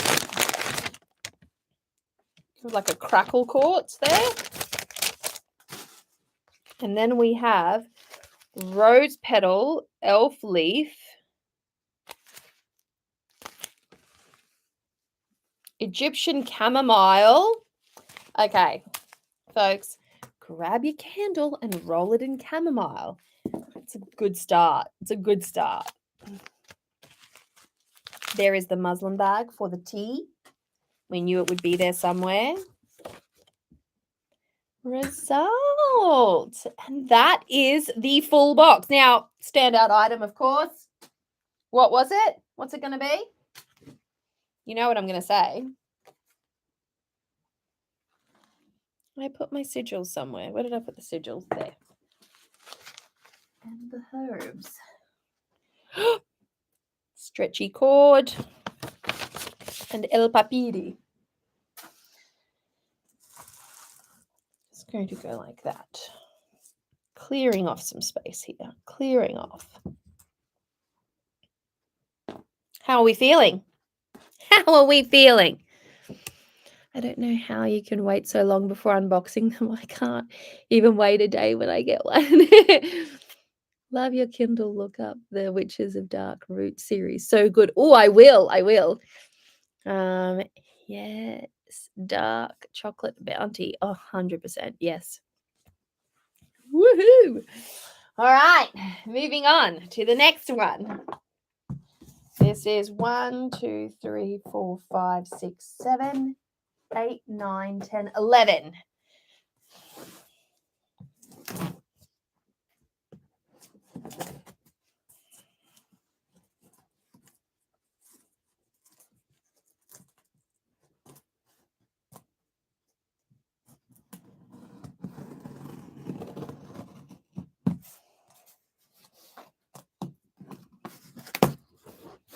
All right.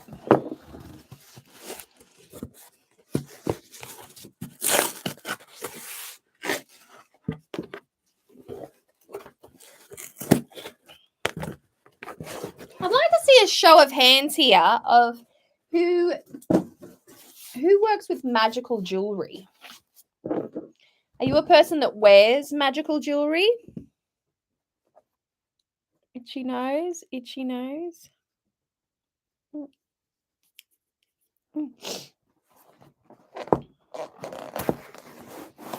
Alrighty, alrighty, alrighty, alrighty. I feel like I know the backing of this deck.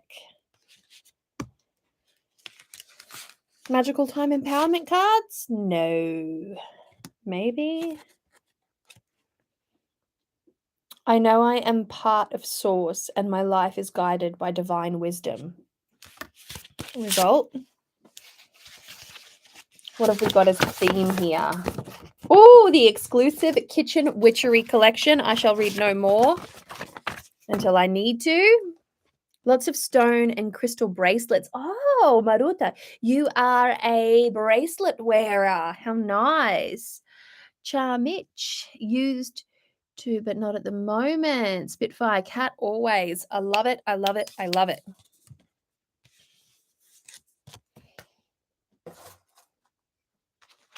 We have allspice.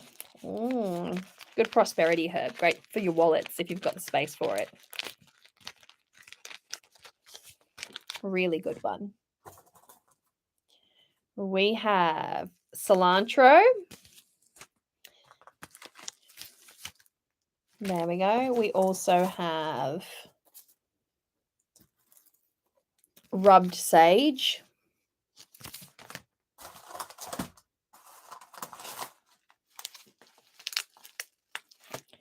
We have Hestia's Hearth Sacred Salt here.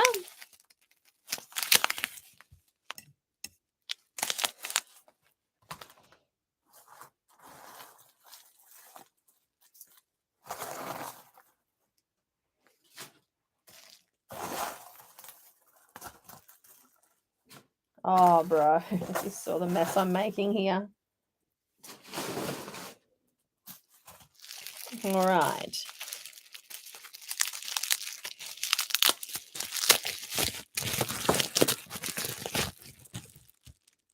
Blessings to.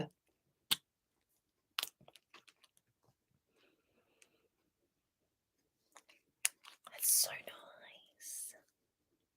That is so nice. Sweet, really sweet. I love the sweet, sticky aromas. Okay, we have a curious package here that I can assume is only...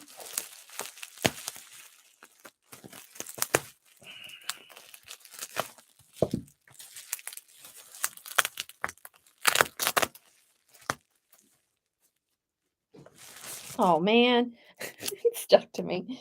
It sounded like my youngest daughter. She's always like, oh, man. Funny what you absorb from your kids.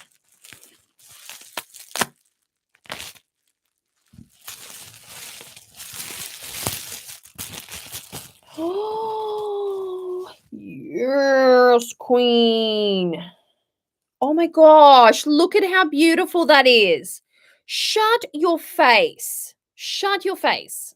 I mean, it's got Feu, the rune, and then a beautiful clear quartz, and then it's just beautiful. And it's a nice little, oh my gosh. I'm going to cook with that so hard. That was weird. I felt something on my back then.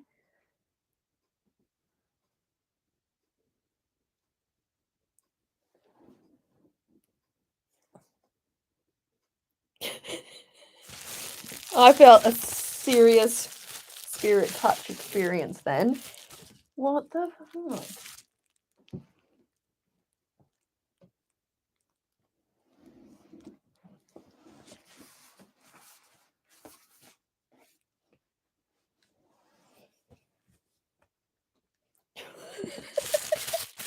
It's just like such a... You know what? It is what it is.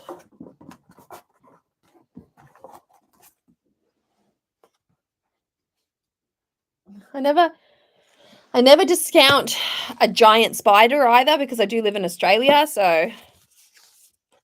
Oh my gosh, these are beautiful. Look at this. Okay?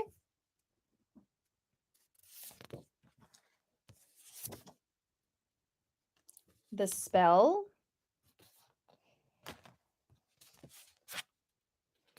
The spell cards.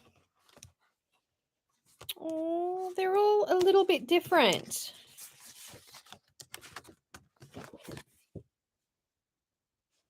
They're all a little bit different. So you've got several different spell cards.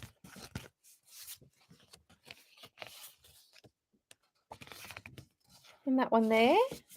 Really pretty. Plus that there. So that's a full collection there. Which is gorgeous. Absolutely gorgeous. Oh, man, that's... It's gotten in my head now. Again,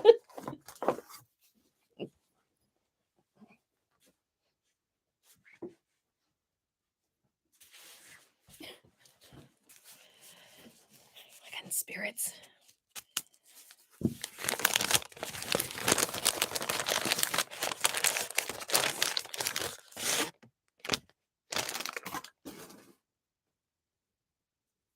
Beautiful white candle.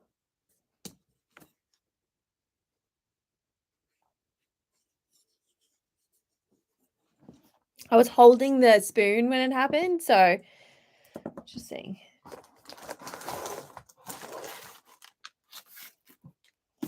Alrighty.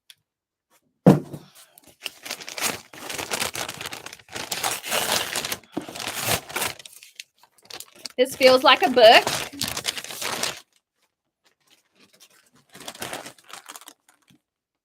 Cunningham's Wicker in the Kitchen. The Witch's Moon edition. Oh.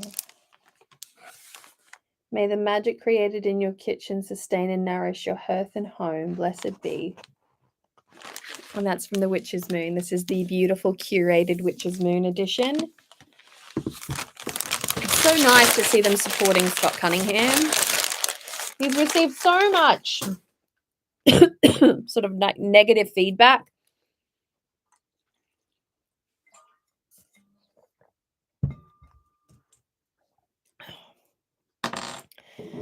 You know, and I do believe that, you know, all information evolves.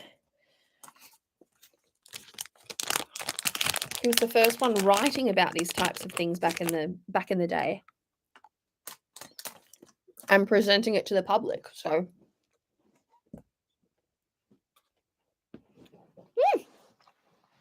beautiful white candle. Groovy spooky spoon.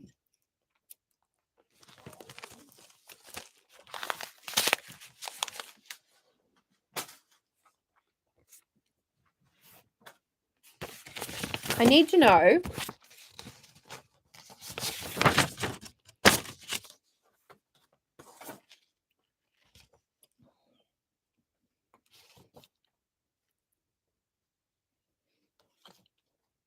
Mm-hmm.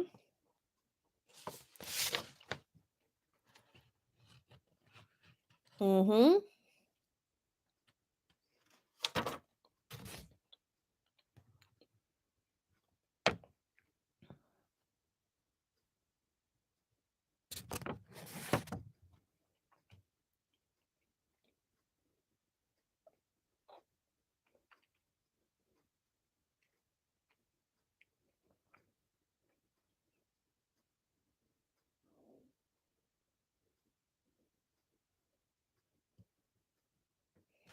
Yeah.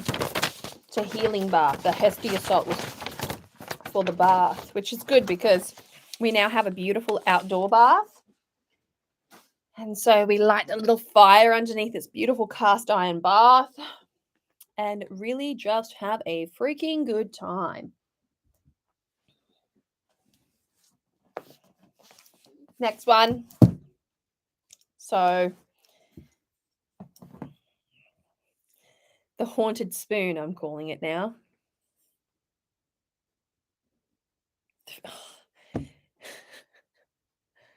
I swear it could have been one of my children, like running their hand down my back. I'm still a little bit like, oh, hi, Brooke. That was the first.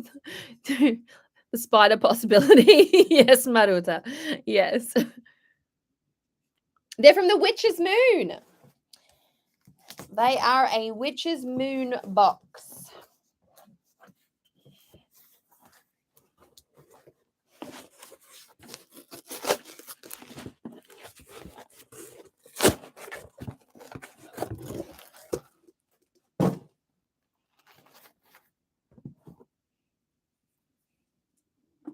That's better.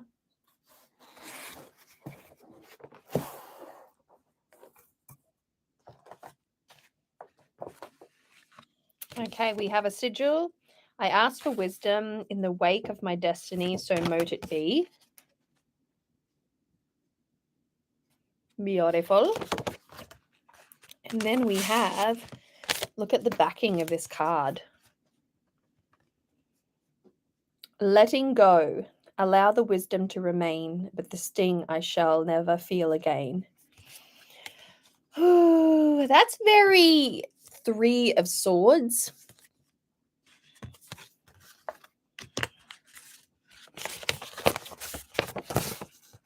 Hand of Destiny. I got very excited then because I saw this. Hi, friend. Hi, palmistry. Hello. Little side note, little Avalon side note. I got all caught up on TikTok and I found this lady that was talking about palmistry And I kept on watching her videos and I was like, oh, I've got one of those. Oh, I've got one of those. Oh, I've got one of those. And I walked away from that experience going, oh, I feel so special. But I now wonder how many other people have them? Mm.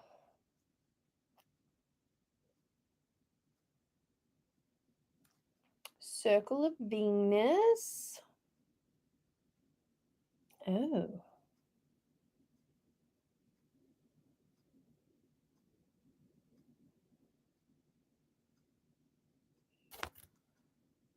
Interesting. Cool. All right. Got well and truly hooked on that. All right. So we have 3 packets of herbs. We have turmeric root, which I love to cook with.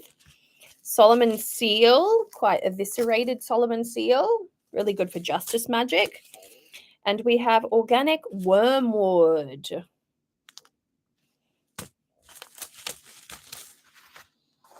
And then we have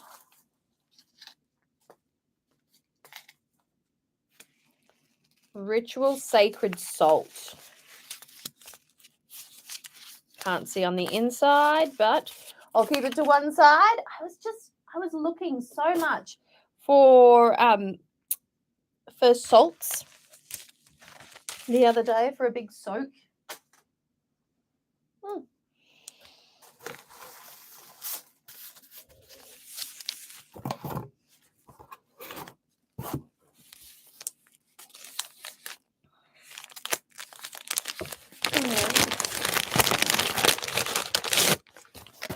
Beautiful black candle, true black candle. Little Avalon wisdom for you here. There are 2 types of black candles, and one is a true black candle in which it is black all the way through. The other one is, I will just call it a fake black candle, where black wax has been poured over the top of a white candle. So the actual interior of the candle itself is actually white and the exterior shell is black. So when doing magic, especially color magic, always go for a true black candle if black is the color that you need.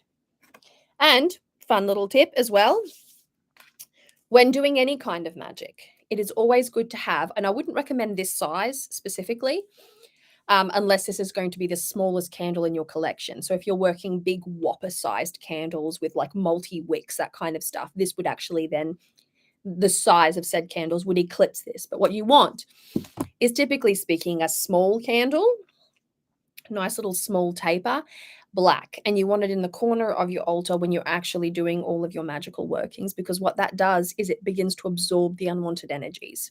So that is your protective candle. Always light protection prior to doing any rituals or any magic of any kind. It will stop mischief, it will stop intrusive energies, and it will stop unwanted spirits from interjecting their energy into your magical workings. And so it's a buffer.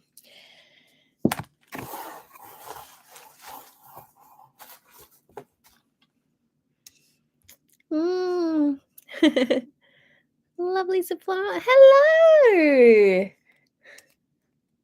Emla Fura. Oh, you're welcome, Brooke. You're welcome.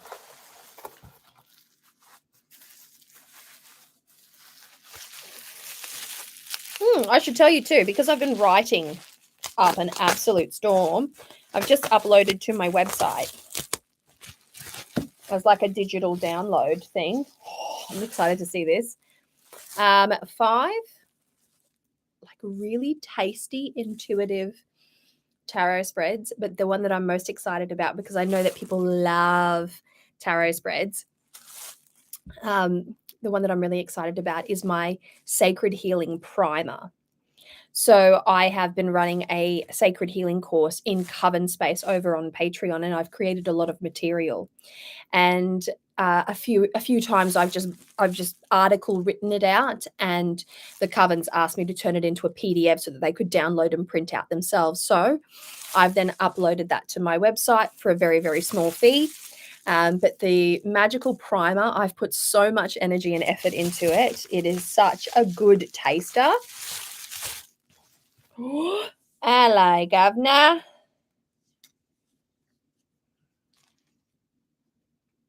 Hey. Hey. Hello. I can't help but be a child. Oh, that's just cool. That's cool.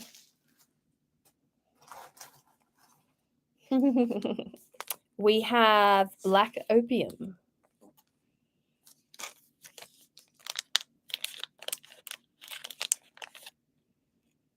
Oh, that's so good. That is so yummy.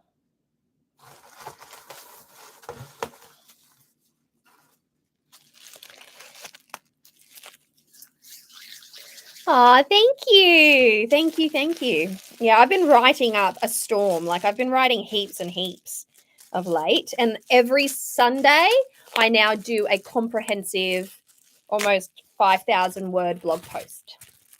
Last week, what was last week? Because I got good feedback on the one from last week. My page. So this week we have 5 powerful and intuitive tarot spreads for deep guidance. And so those spreads are the cauldron spread, the inner voice spread, the challenge spread, the shadow and gold spread, and the creative spirit spread. And then a little love. And then I have a coven. It's time to get your hands dirty. And that is a master key voodoo oil recipe for the coven. And it's a full breakdown recipe for that with step by step. Little picture of the birthday cake because it was my son's birthday. So I was just sharing that. A happy Mother's Day thing that I wrote. And then high magic and ceremonial magic was the blog post for the week. And it was very, very detailed. And I'm pretty proud of that, actually.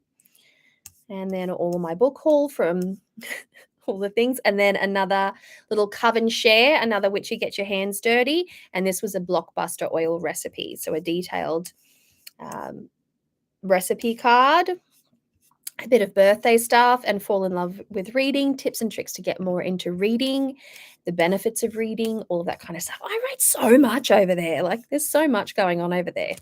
I'm very proud of all of my work. And like I said in my last live stream, because I haven't been able to video as much, I've been sitting down and I've been making fast work of writing because I love to write. Oh my God, what?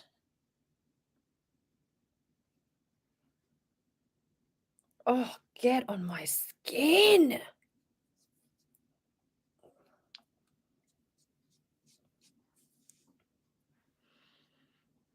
And now I feel delicious. Should I walk down the street and I am mauled by bears, I will know that I'm delicious. We don't have bears here. We have drop bears, but not actual bears. We have koala bears.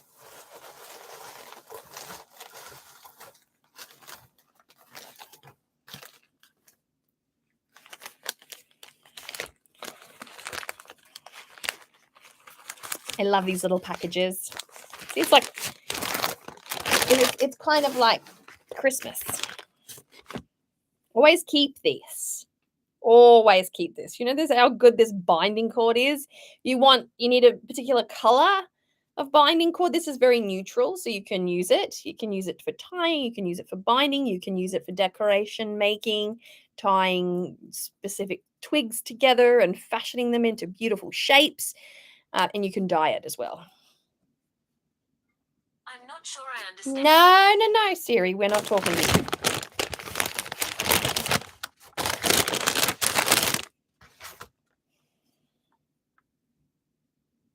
Oh, man. That's cool. That is such a cool statue. Oh, you're going in pride of place. I think you're actually going to go in my little collection of curiosities. Yes, you are. Yes, indeedy. Good stuff. And that was the sacred palmistry. I want to go over the paperwork for this a little bit because take out the petition paper, Hand of Destiny. We had the Witch's Moon exclusive brass Hand of Destiny talisman. We had, oh, there's a huge write-up about it. We had the palmistry hand incense holder. So this is an incense holder. We have the Black Opium Ritual Incense Sticks, Palmistry Book of Shadow Artwork, Wisdom Within Destiny Artwork Sigil. We had the Hand-Rolled Intuitive Spiral Spell Candle, Inner Eye Magical Anointing Oil. Oh, that's what smells so good. Turmeric Root, Solomon Seal Organic Wormwood, the Oracle of Neptune Ritual Sacred Salt, Personalized Oracle Card Reading. Magical Spell Cards, deck by Lucy Cavendish. That's where the card was from. And then the Book of Shadows blank parchment paper. That is all that was in there. So good stuff. Good stuff. Such awesome stuff. I love me a really good incense holder. I'm always looking for them. And I love the hands. I always look for the hands. There's the sigil over there. Ooh. Be careful with my heart, the up and down. Do you know what's a real challenge to me now? I was thinking bears in Australia. Drop bears. Drop bears.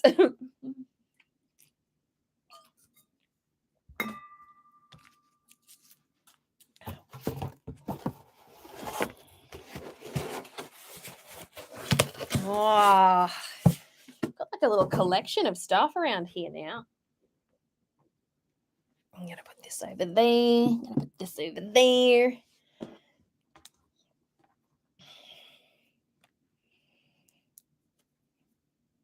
Stretchy stretchies. All right.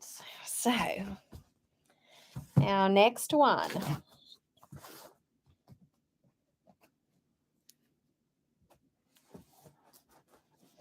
Somebody asked before in the comments, I don't know how I don't open them up straight away.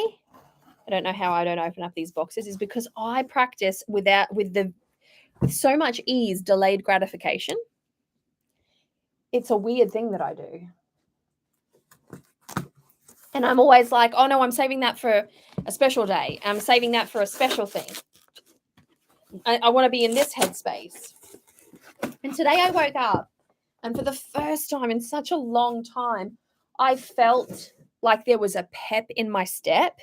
I went to bed early. I've been doing a lot more reading. I've just been really trying to look after myself, she says as she reaches for more arrow. And I just felt really good this morning. Like, Fridays are my day.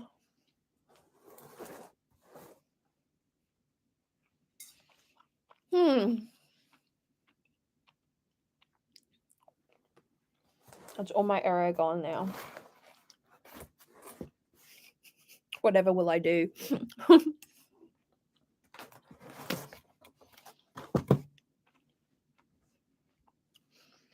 Who here works with palmistry?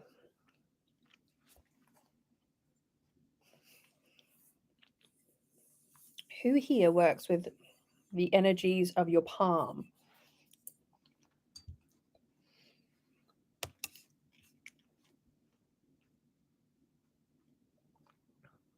I love a good divination system, mind you. My friend. The bundle. Meditation. Meditation is a creative process. It is not something to do or need to learn. It is simply a connection back to who you are. It is called a practice because it is training you into alignment, to just be in a space of allowing thoughts and feelings rise and fall without you having any attachment. In this allowing, easy, non-resistant space, you may realize there are aspects of yourself that you need to heal or recognize. Be you, for you are wonderful. That's very poignant. I call upon the elements of nature for guidance and support. I like Arthur. Rose of Jericho. I don't mind if I do. I think it was my baby sister that said to me the other day, I think I killed my Rose of Jericho. To which I responded, well, then you're dead screwed, aren't you? my baby sister's a Virgo. I'm pretty sure it was her. It was someone that I have ease of banter with anyway.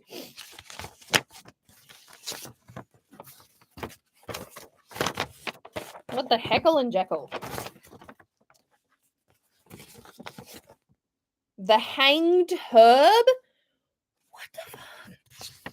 That sounds so creepy. Witch's moon, that sounds so creepy.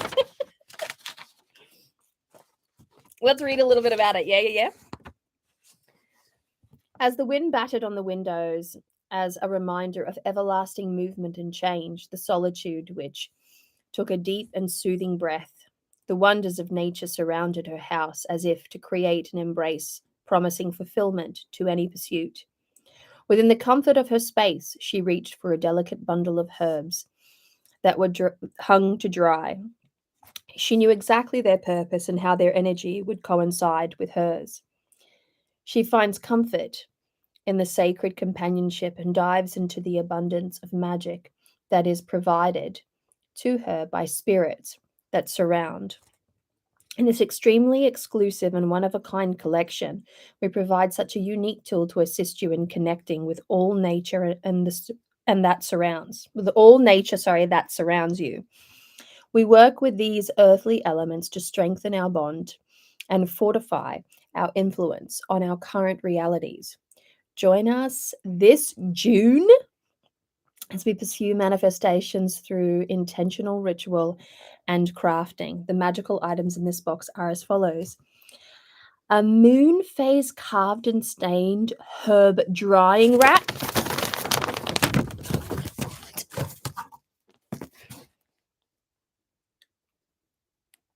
Desiccation. Okay, the drying. Oh my god, look at that. That's so creepy. It's got that Leonardo da Vinci look to it. That's so cool. Don't mind if I do, don't mind if I do. All right. We shall make fast work of this. So you need to see this drying rack. I love this color of candle.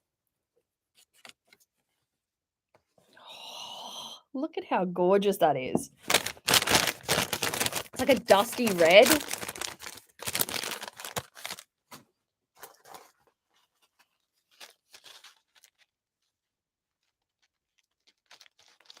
I don't know what this is. What is it?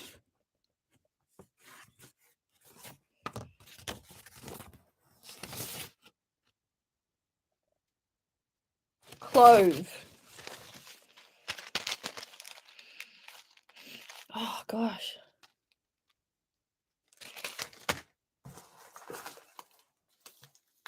Sacred salt. Ahmed's embrace.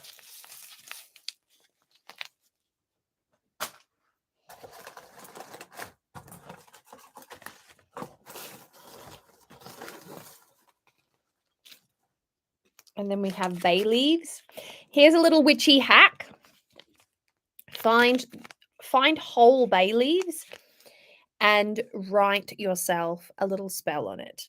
This is really good for bringing something into your life. And then what you do is, I like to write some magical numbers, and then I like to write something magical in terms of being brought into my life. This is a great thing to do during the new moon. And then you pop them underneath the inner lining of your shoes, and you walk in your shoes. Now, obviously, if you are a shoe person that has like a million shoes and uses and wears different shoes every day, this is going to be a massive practice for you. But for people like me who like to toggle amongst several different shoes only, I have some Charks, I have my Blundstones, I have my Ugg boots, I have my sneakers, that kind of stuff. I have very few selection. I have magic shoved in all of my shoes. And in my Chucks, right at this moment in time, hang on, You'll think I'm joking. So I'm wearing my Chuck Taylors right now. I'm going to show you exactly what I mean.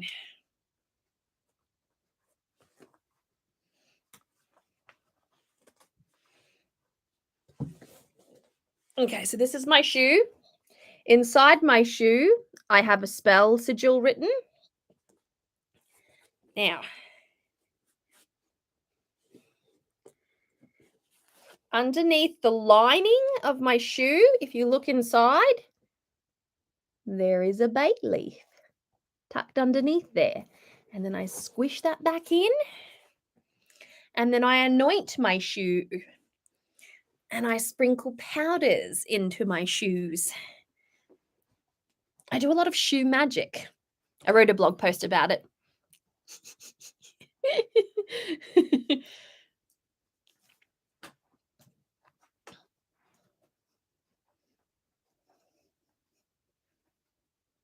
Oh.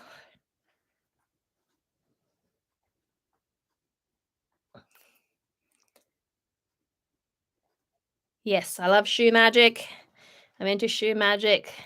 It's very active and potent, especially if you're aware of it. There are times where I'll sit there and I'll stomp, stomp, stomp, stomp, stomp, stomp, stomp to get my intention in there. It's a beautiful thing. All right, we have Clarity Clove. Oh, don't even need to open it. I can smell it on the outside.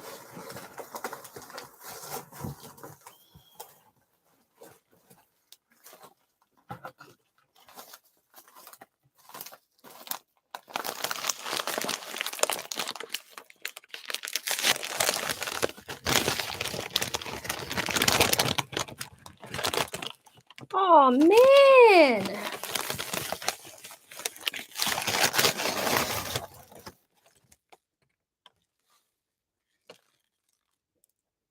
Holy moly. I'm gonna put it back in there. It's massive. Twine bundle.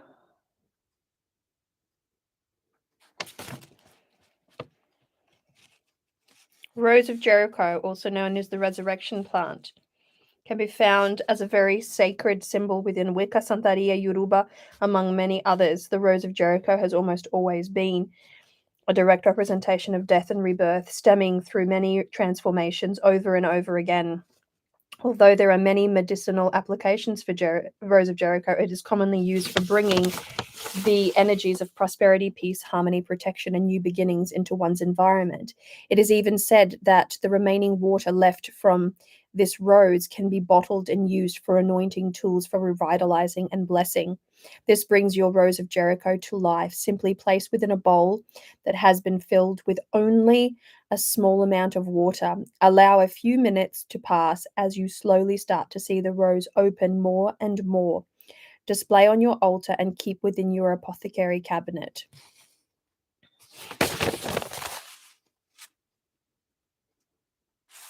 So I'm gonna have a good time with this. I'm gonna so have a good time with it.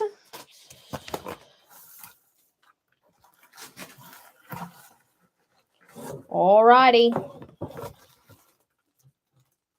I think I've got a leak. Yeah, I've definitely got a leak. This is the twine bundle.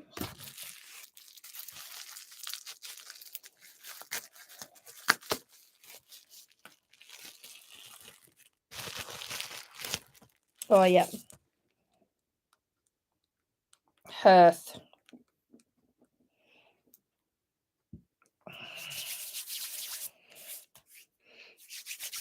Oh, that's very earthy. It's all over my computer.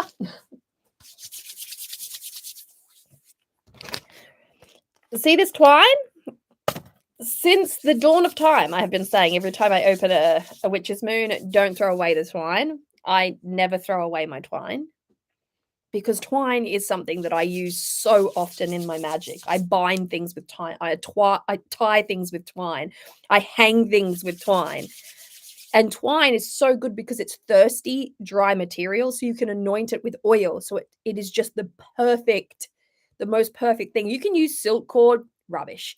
You can use cotton thread for binding, rubbish, rubbish. Twine, good quality twine. Oh, such a good idea.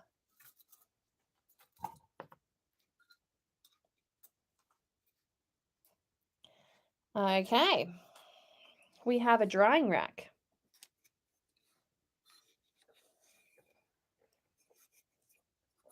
I need to undo it.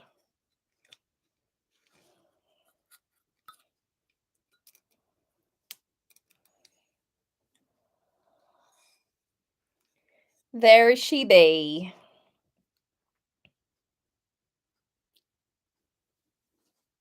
Where can I hang her? I'm gonna make my I'm gonna boss around my partner this afternoon and go, you have to hang this somewhere. You have to, you just have to. You might go underneath one of my thingies here. Oh my gosh, so good. So good. I need an office. You all know that I live off grid in a tiny home, right?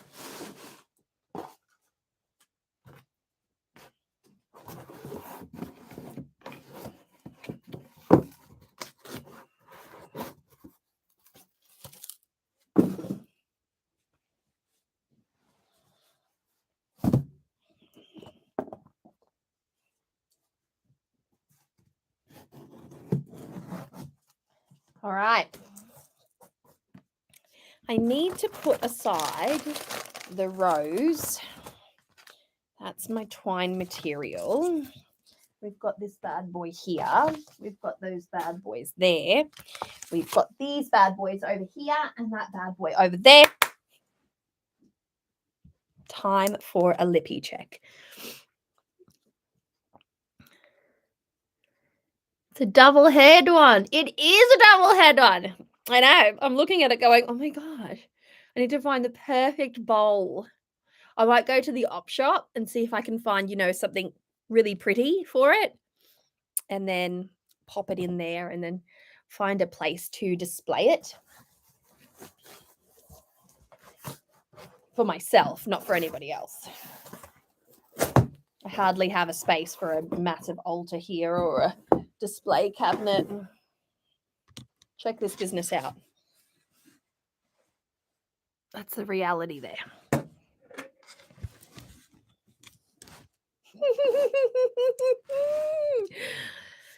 All right. Do we have any questions? Bay leaves too. Yes, bay leaves too. I love cloves. Matches your sweater. Yes, it does. Yes, it does. Yes, it does. All right. Need a little drinky.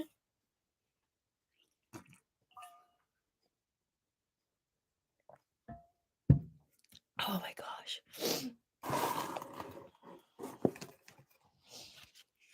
Oh, love and charm. I have this oracle deck. It was sent by Rockpool. So this is an excellent sigil deck. So you can work sigilistically with this. Attract a lover, soulmate, or life partner. I have one of those. He's a pain in my butt. I love him to bits.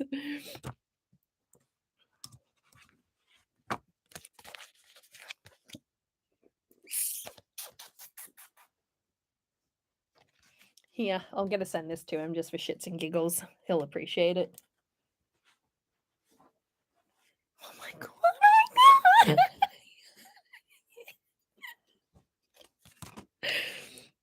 One of my spirits is legit fucking with me right now.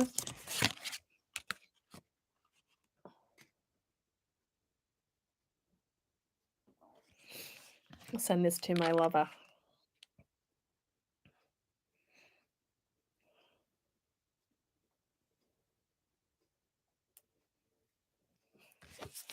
He'll love it.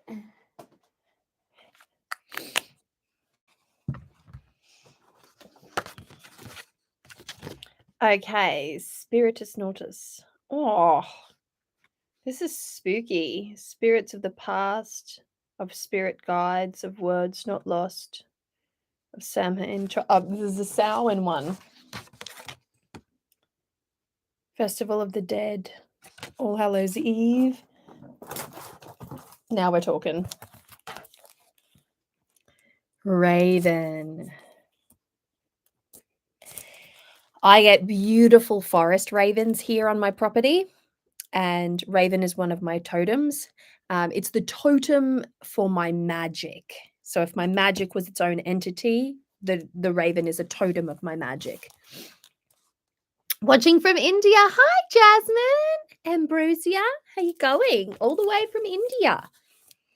And so I have a really beautiful story of a forest raven wing being sent to me when I lived up in Cairns, along with a raven skull. And then shortly after, I was brought down to Tasmania. So it came from Tasmania and now it's back in Tasmania. So very cool. But I love how whenever I see a raven around, I love to pay attention to the birds. So if there's cockatoos going ballistic in the trees, I know that rains are coming.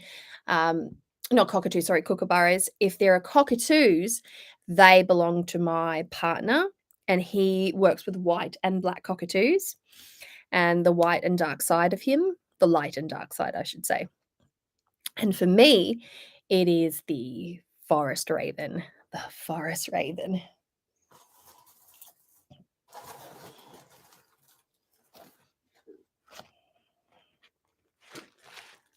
I'm not sure what I'm looking at here.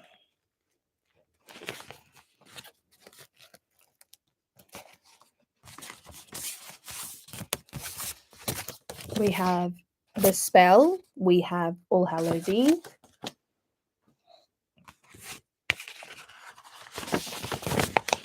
The Shadow of Samhain is the name of this box, of course. Raven Talisman, result. Raven Book of Shadow, triple cauldron backflow cone incense burner. Oh, okay. So this is just a part of it. These are the cone incenses.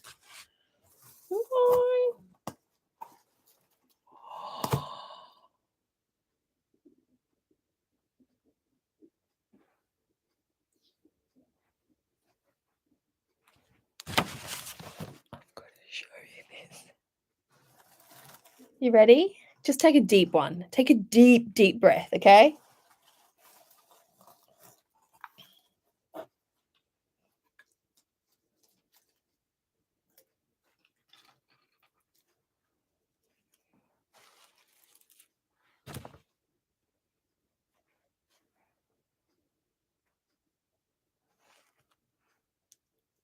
It can be hung.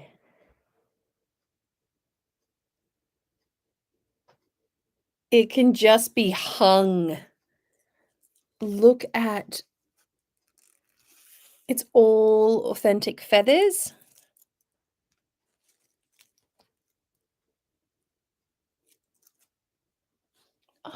What?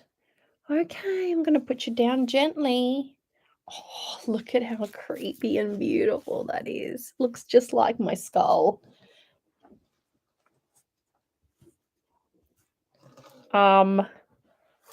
See what, do you see? Do you see why I got so excited? Do you see why I love the Witch's Moon so much? Like every single box, you have just seen me unbox so many different boxes, each one more different than the other. The innovation, the continued innovation, the uniqueness. You got to take your hats off. I mean, I'm sure that it looks easy from the outside in, but I myself know I can't. Having sustained a Patreon, for instance, for years now, it is always so tricky to try and present something new all the time. Present something new and interesting and innovative, and it's a big responsibility. So you have to take your hat off to them. We have the Magician Herbal Tea. This seems like a good one for a lunar magic event. We have Marshmallow Root and Meadow Sweet right here. There we go. We have the veil key, sacred salt. I prefer the transparent pouch because then I get to see the mix inside and determine whether or not I'm keen to use it.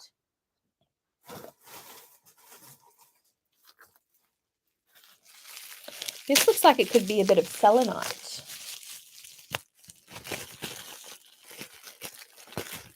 And I am correct in my assumption. A beautiful shard of selenite. Selenite is so soft.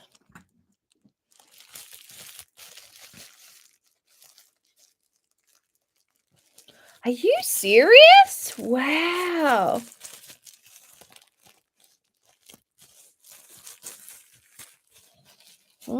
That's crazy shenanigans. If an animal leaves a feather for me, and it's not something that's scruffy and left on the side of the road. If I see an animal leave a feather for me, there isn't a power in this world that's going to stop me from accepting that gift.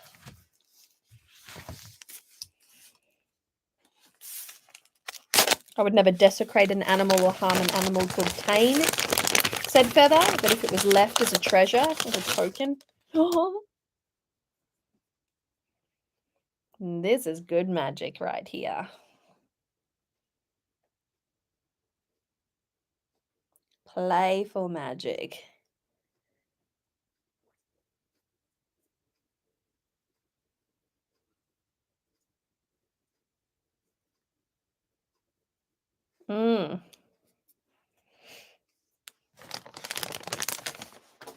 Purple is such a bold energy, really good magical energy. That's why like mystical people tend to gravitate towards purple because it is the color of magic.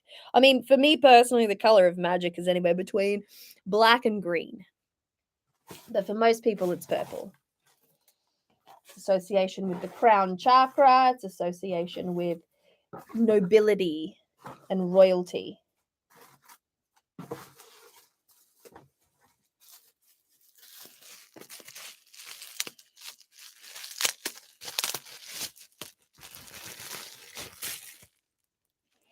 Raven oil.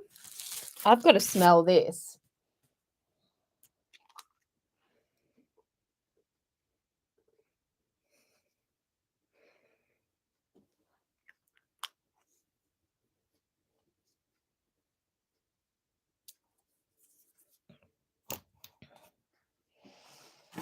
All right, and then last but by no means least, el pièce de résistance.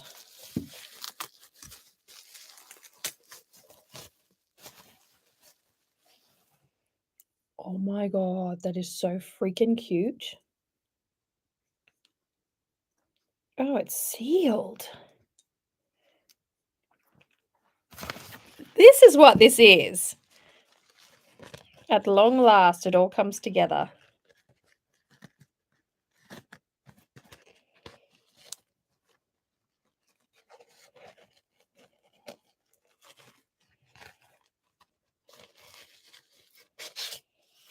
Okay, so that's the little pad, which you would probably stick with. Oh, it would go like that. How cute. I love that. I like cone incense. I used to make my own from guar ground up botanicals and essential oils and all the yummies. And I used to ground it all up by hand. I had a friend of mine who was like, just use a coffee grinder. And I'm like, rubbish. I like to punish myself sometimes. I've always been a mortar and pestle girl. There's something very special about working hard for your magic. When you sit there and you're really working that mortar and pestle, it could take ages and your arm could hurt, but that's the sacrifice. You're putting your energy into that magic. And these days, people just want to rush it all. They want to have this instantaneous magic. And I'm very old world. I'm very folk witch when it comes to things. And it was always taught to me that you put in the effort. Like magic is about putting in that focused effort.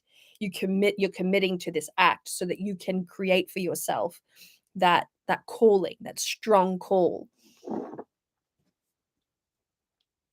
Shall we look at it again? Hi, friend. So pretty. So pretty.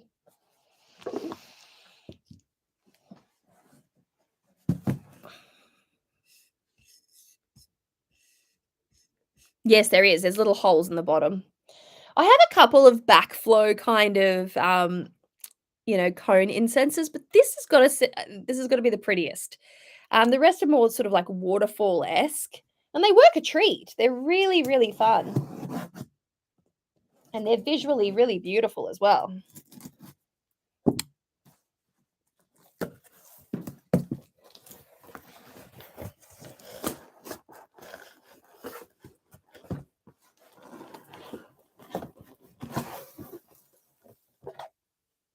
There's like white matter in there.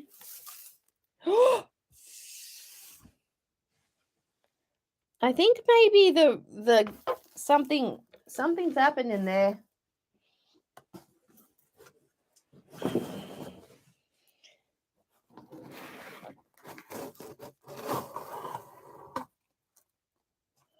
All right. We're about to find out what kind of mess we're dealing with here, because it looks like the salt. All right. So we have Prophecy of Edda, Bifrost Bridge. So this is very Norse. We have Rune Script, and we have Heimdall, Gateway Opportunity and Warning there. What is the theme? Yggdrasil.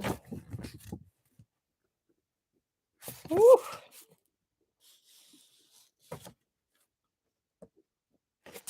This is going to be cool.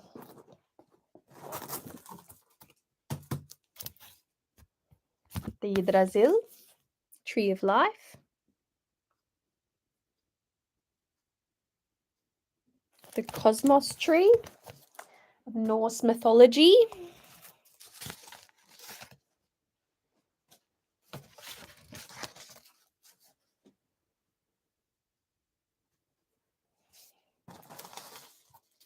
We have Plantain and Boulder there.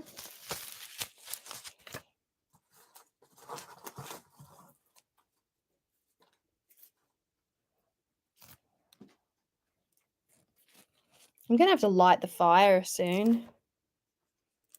It's beautiful, beautiful piece of amethyst.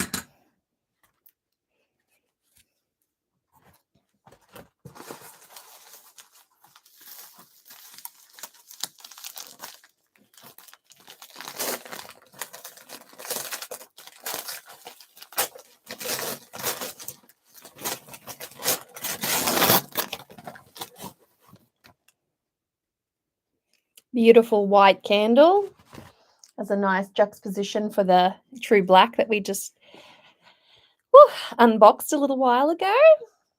So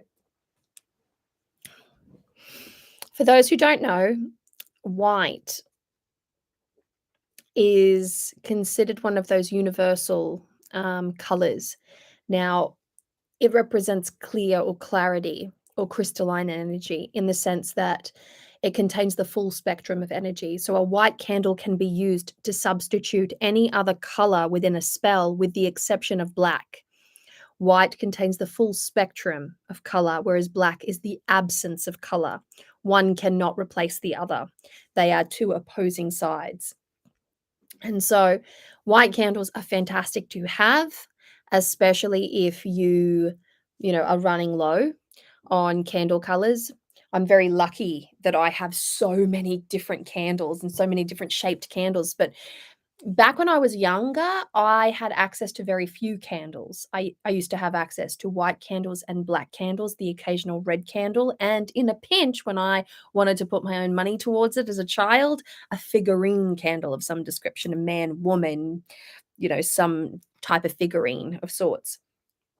And so I learned how to do most of my magic counterbalancing black and white candles, and I found myself using both in spells from a very young age. The black candle to sit there as a protective element, and the white candle as my manifestation, drawing, or change making, change weaving color. So, little something something.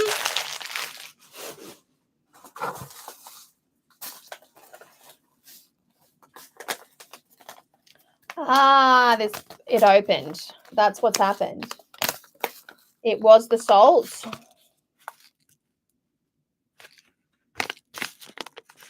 Didn't seal. So it opened up, and that is what it was. So nothing too hectic.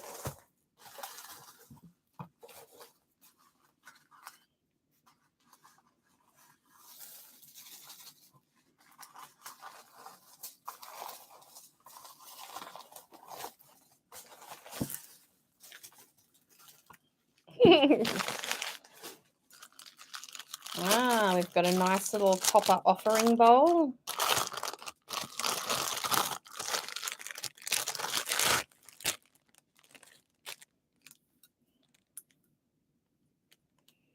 Beautiful little copper. I was going to say coffer, but copper.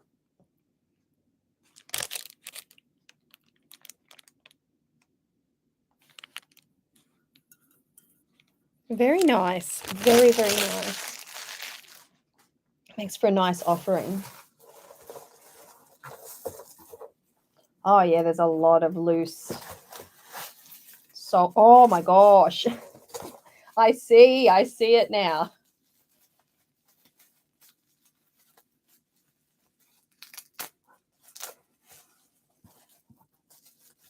The salt was insidious too. It got into everything. Yggdrasil oil. Let's see what it smells like. Okay, it has a honey undertone. It has a really low honey undertone and then a high tone of something that's slightly more crisp and mentholated.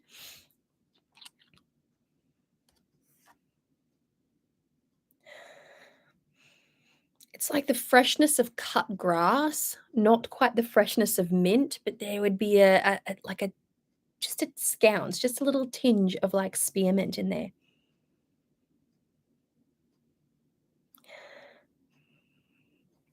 Really lovely. It's really fresh, just very clearing, fresh, vibrant. Very high notes, very air energy rather than that low honey kind of vibe.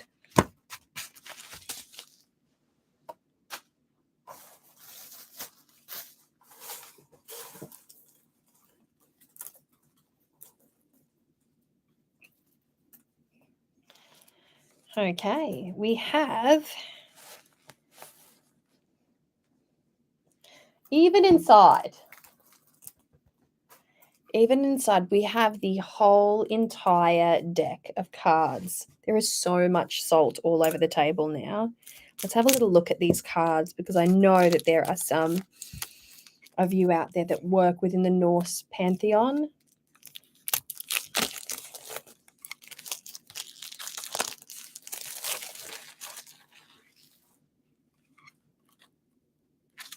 These are oracle cards, I would say. Okay, so we have, let me push you back a little bit. There we go. We have Odin. We have Frigg. Freya. Sif. Balder. Forgiveness, mildness, and kindness.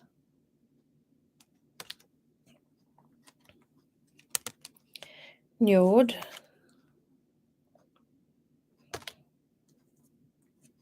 Ragi,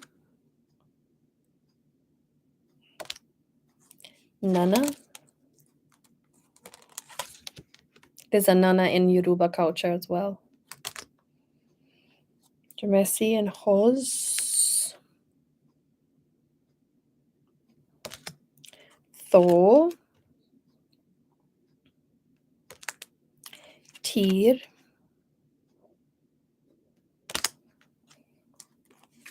Haigir. Ran.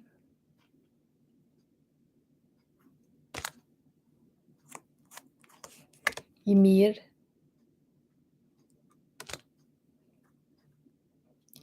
Mirme.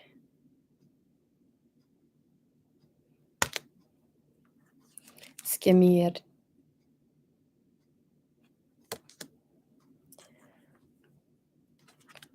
Hajasi. Skinir. Can't even begin to pronounce that.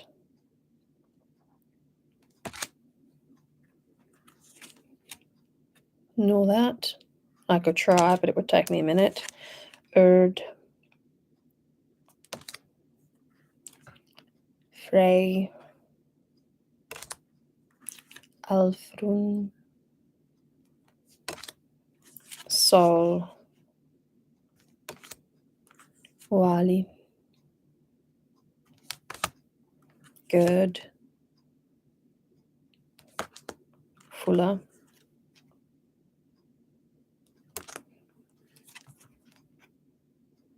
No idea.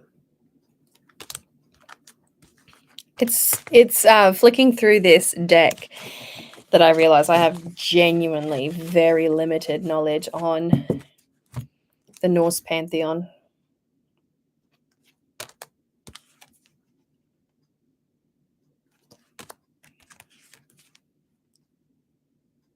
This is such a robust deck. It just keeps going and going and going. Skadi. I remember reading a lot about Skadi when I read the novel The Witch's Heart. I didn't like it, but folks keep talking about it. It just wasn't my cup of tea.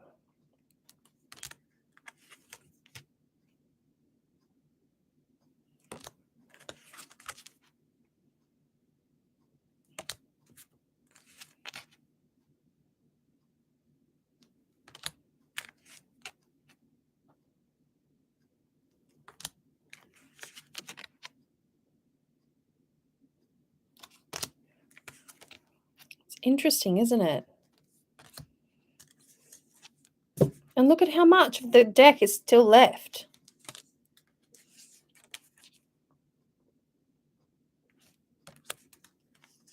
It is, Rathbone. It really is. It's a sketch deck and it's black and white and it's kind of on point. It really is.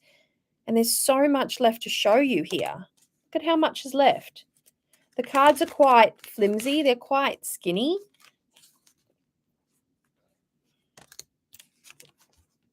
I'll make it a little bit quicker for you because, quite frankly, there's so much here to be seen. And the images, they look quite unique. Origin or the inspiration for each of the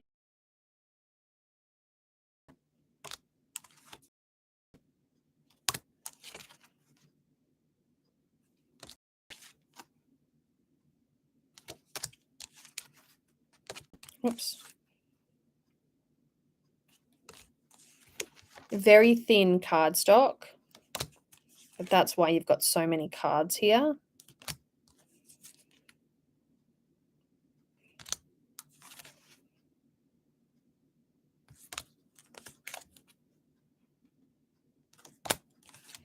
I don't know how many cards are in here. It feels like even more than a tarot deck. I think I would have gotten through a whole tarot deck by now.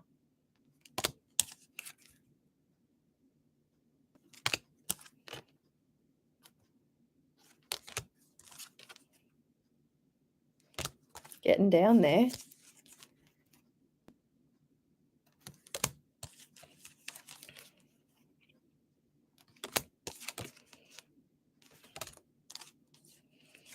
For those of you who've been waiting for hell, there she is.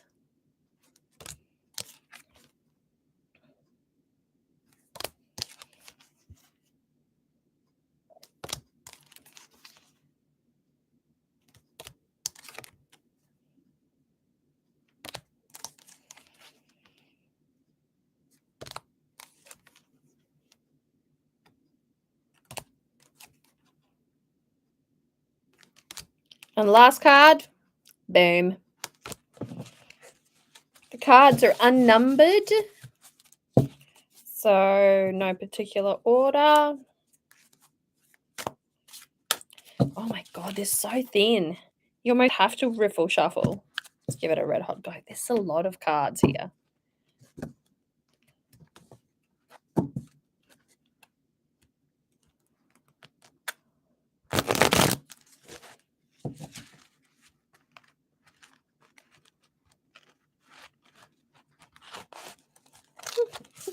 That was the worst shuffle in the history of the world. They're quite long.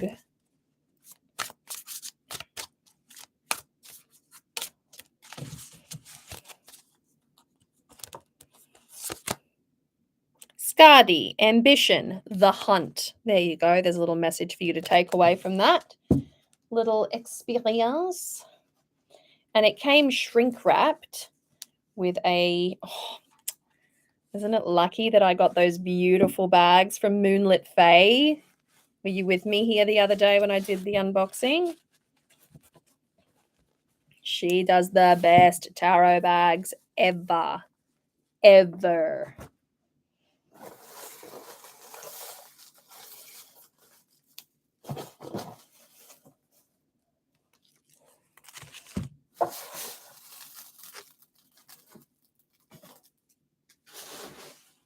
Okay, check this business out.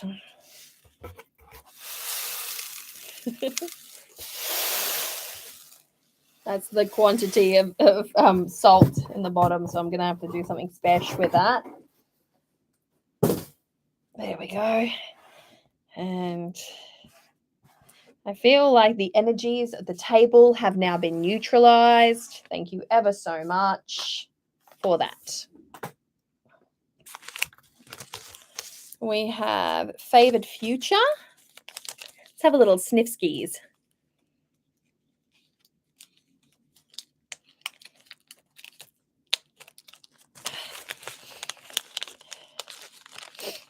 I don't riffle shuffle very often.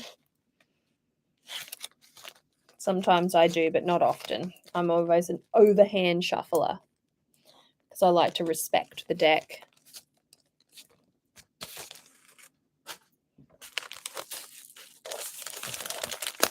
I wonder if this is the guidebook.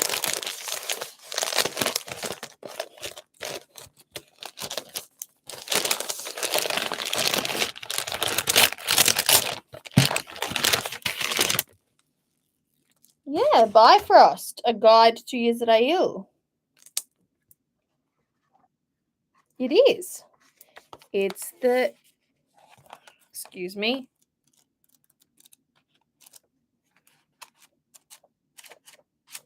There you go. A deck and a book to go with it. We are making fast work of this, folks. Oh no. It's one of my, I don't know how that got in there, but it's one of my daughter's little treasures.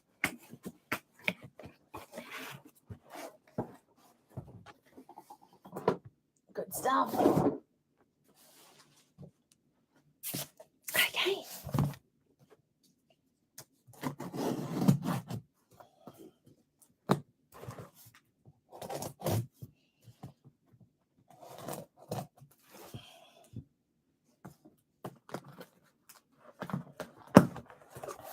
All right.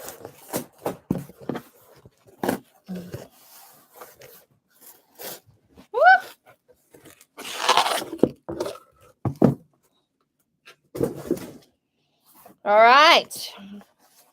Witch's Moon. Let's get into it. Oh. Straight up. Wait a minute. Calm down, Abs. Calm down. Sort your shit out. Let me do a little aura.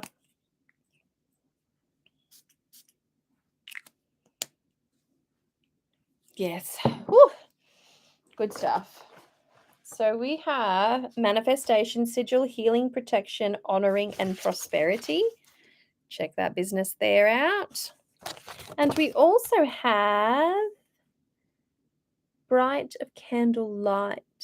A little spoken word spell, perhaps. Don't mind if I do. We have rose quartz right there. I allow love and open my heart to attention, affection, and my romantic partner. Attract your soulmate, increase feelings of comfort and acceptance, amplify unconditional love, cultivate good friends, family, and work relationships. Okay. Scribe of Manifestation, Candle Magic Edition. Okay. So we have the rose quartz. Beautiful spells. We shall take out from here.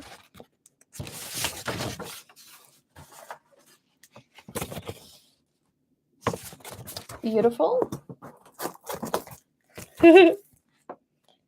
Candle magic. This is good. So we have the color correspondences. Have a look at this. That's what we're looking at there.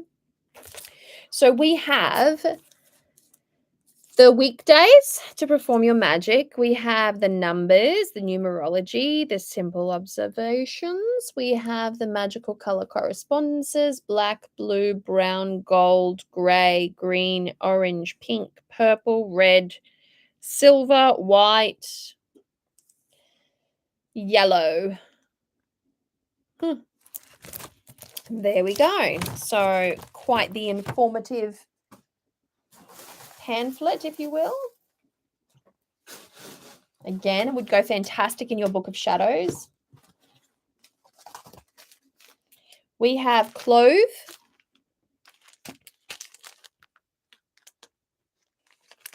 We have pepper, yep. And then we have bay leaf. And we have desiccated bay leaf. So, fairly common botanicals. We have dragon's blood incense. And you know the dragon's blood is both a dye and an amplifier, right? And in a pinch, if you can't get dragon's blood because the resin is its own thing, you can add coffee. That smells delightful. It's a really refreshing aroma. The eye of gold. It's such a tactile. As a squishy, this is great. If you like sensory toys, you'll love this experience. And just please allow me to just skim over it.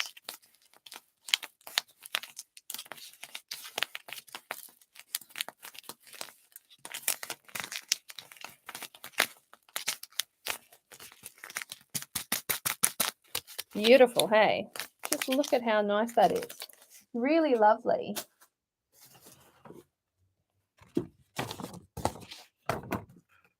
And we have a beautiful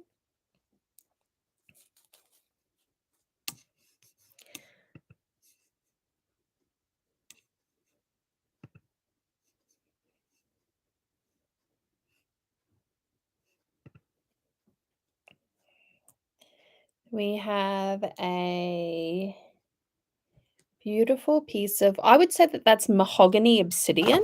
But let's have a little look. No, it's red jasper. Red jasper tumble. Really great for your root. A root chakra vibey. For grounding and centering.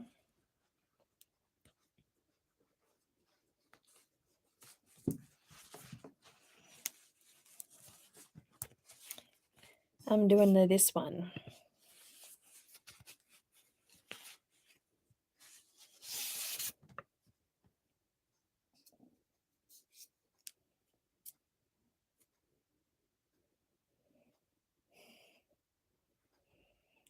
An engraving tool. That is gold. My partner's a blacksmith, and I asked him to, because he's in the process of setting up his forge down here. I asked him to create for me a few little things. That's gold.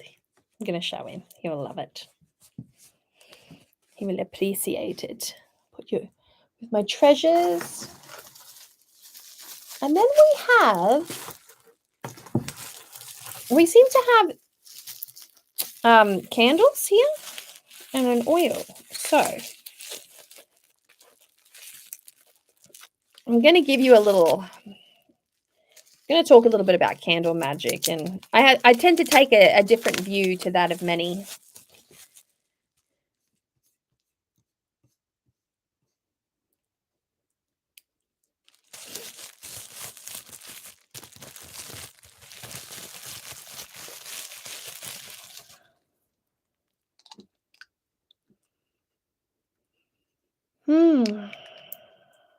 Enhance sacred oil. It's got a very, almost an ordinary scent to it. Nothing ultra remarkable.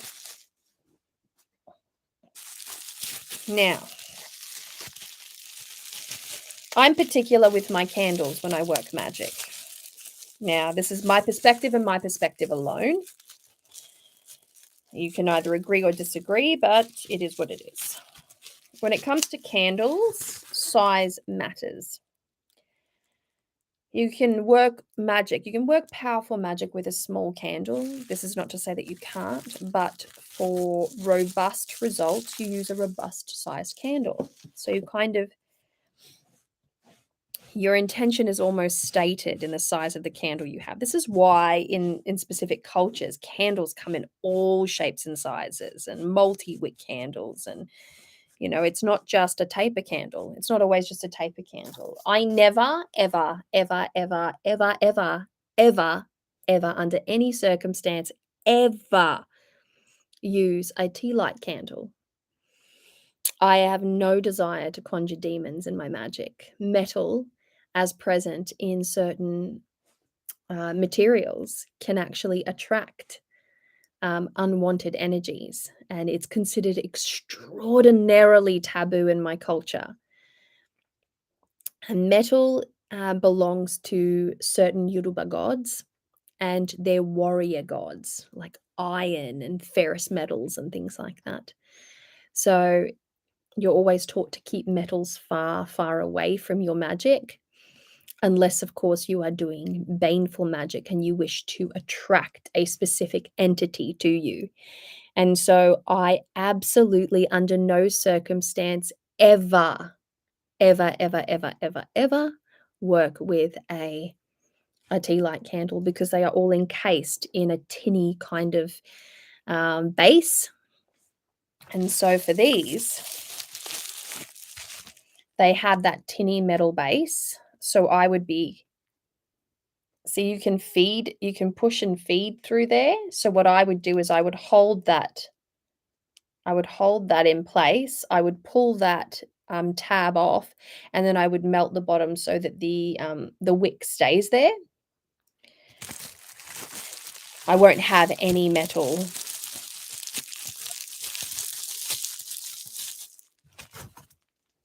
I typically carve my candles with a glass, what do they call it? A glass quill. And in a pinch, I will use the point of a crystal. And I try to be as specific as I can with that point of that crystal. Or I use a bamboo skewer of some description that I've dipped in some kind of fancy schmancy oil. I'm very, very deliberate and particular when I do that. I need a bearing too. I usually use a big candle to engrave. Ah, very nice. But depending on the type of wax, it's not always easy. Nope. No, it's not. No, it's not. But yes, I always I get a cringy feeling when it comes to the use of tea light candles in magic because it is such a done thing these days, and I just won't. I just simply won't do it. Under no circumstance will I do it. Personally, for myself, the spirit world is a crazy place, and the last thing that you need is to attract unwanted energy into your spellcraft and ritual. And here you are trying to do the best possible job that you can, and you're like, okay, well, what I have on hand is a tea light candle. I'm not trying to be an asshole and say don't use it, but at the end of the day, it seems a bit counterproductive. If all you have on you is a tea light candle, then change the element of your spell. Do an air spell.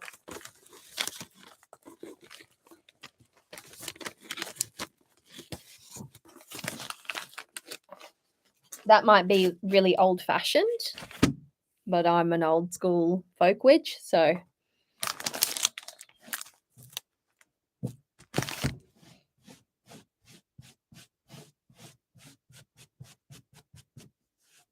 where I come from, you can buy all sorts of candles. You can't here. You can't buy hardly any sorts of candles here. One of my coven sisters a while back sent me this beautiful package, and I unboxed it. I think I did a YouTube video about it. But it was candles shaped in crowns and candles shaped in money, and I've had so many different beautiful candles sent my way. I love receiving candles, especially unusual candles. I have a full black glitter owl candle. I love receiving different candles. I really do. But then I hold on to them because they're few and far between. I covet them, and I'm like, oh no, that's for a very special occasion.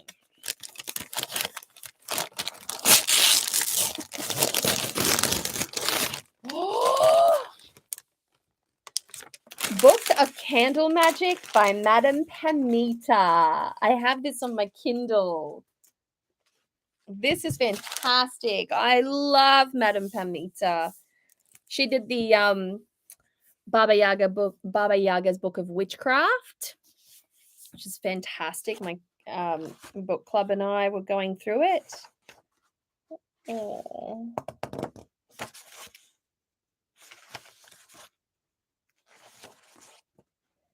She's so lovely.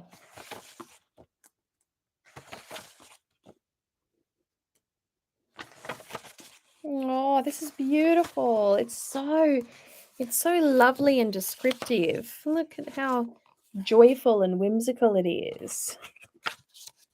Starter packs, and it's got that beautiful aesthetic to it.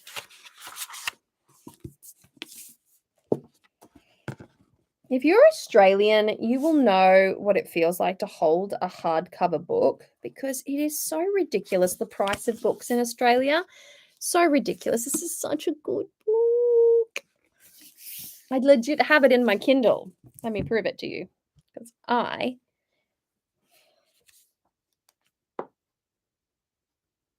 just going to wake up my Kindle. It's having a little nappy nap.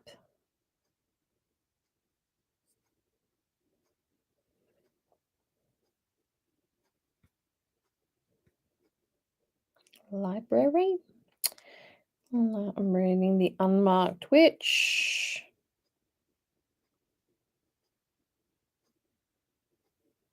There we go. Oh, went too far. There we go, just there. In my Kindle. So fun. Oh, good on her. That's amazing. Oh, I love the feel of this book. It's a Llewellyn book. So congrats, Llewellyn.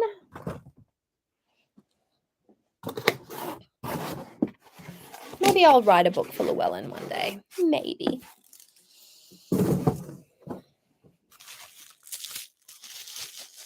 Beautiful candles. Oh, I lost one, and then I found one. But yes, that was the candle magic. Holy moly. You would not believe the mess that I am making here, folks. I've been streaming now for almost 3 hours.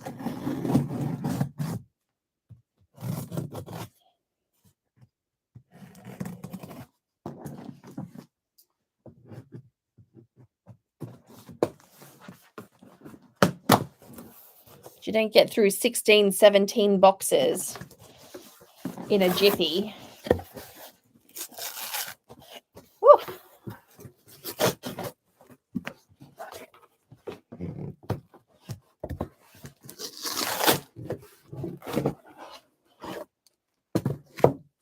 There we go, outer box. I'm going to have to collapse all these boxes. Use them as a beginner now, primarily use novenas. Yep, that's exactly right. I find it really difficult to find the kind of candle that I want. Like I want a 7-day candle for a 7-day ritual. I'm used to working long form ritual and long form spells, and it's so hard when you can't get your hands on a 7-day candle. I bought one back with me. I had a really heavy bag last time. I was coming back from Brazil, and I bought one back with me, and it has been sitting here for years. It's again the thing that I covered. I'm like, what am I going to use this for? That's like an emergency thing.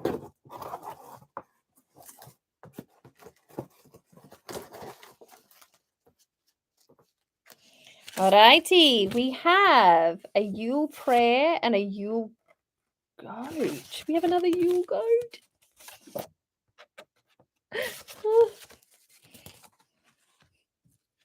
This is so funny. The Witch of Winter. Super fun. Super duper fun. Reminds me of the Frost King. It's a novel that Allure sent me for my birthday. We have a blessing on your family. I accept your store credit. I accept your blessing on my family.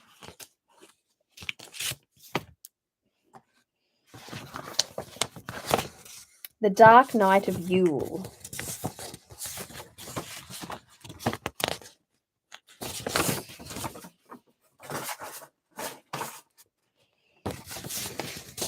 Whew.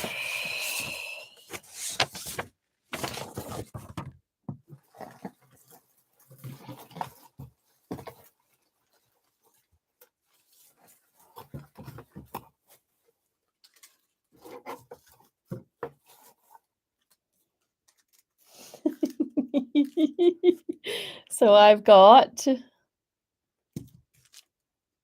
these ones.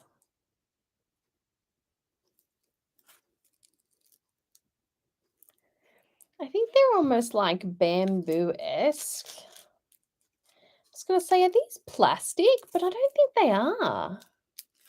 I think they're a painted paper or bamboo thingy. It's weird. Just, oh, goats. Today's settlement date too. So,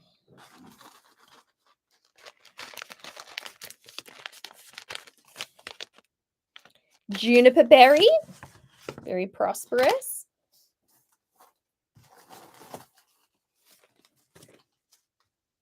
Golden brow, or bough, sorry. There we go. An elderberry. Beautiful. 3 botanicals there.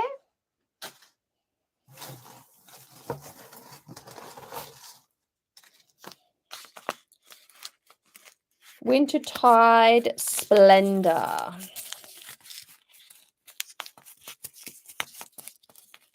We've got Sacred Salts. Oh, I can see myself having some really beautiful winter baths.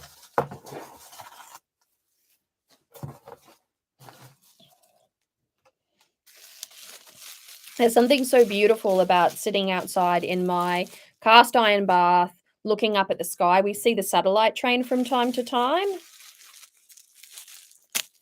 The bath remains warm because it's constantly being heated, so it's not one of those things that you need to necessarily get out of the bath very quickly.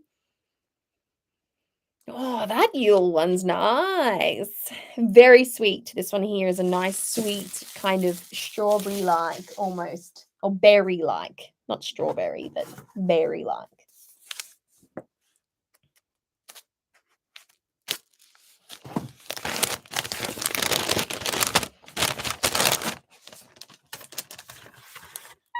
Green. This is the second green candle out of all of these boxes. The second green candle. You know that I'm going to covet this bad boy. The last one was a short one. This one is a tall one. Oh my gosh. Obviously, I'm working on health prosperity magic, or health related magic. So green becomes the thing. So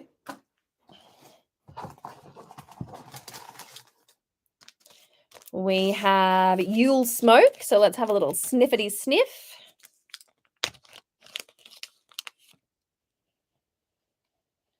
Oh, that's nice. That'll be nice and fresh. And then, last but by no means least,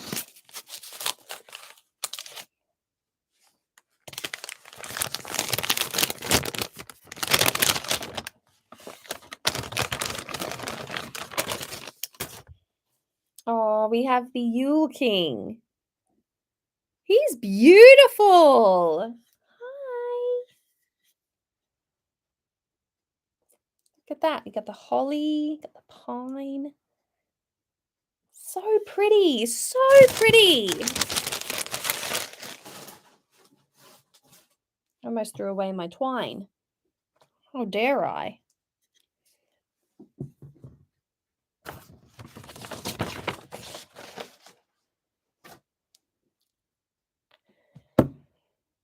There's something so fun about Yule. Yule is actually something that is celebrated here where I live, the Midwinter Festival. I will be going to this year's Huon Valley Midwinter Festival. The last couple of years, because of COVID, it's been either not on or they've only been able to have a certain amount of people attend. So it's been by kind of like a lottery, like you put your name in, and then if you win, you pay your ticket and you go. But now it's like fully open to everyone, and it's so nice. And it's all apples and potatoes and all my favorite things.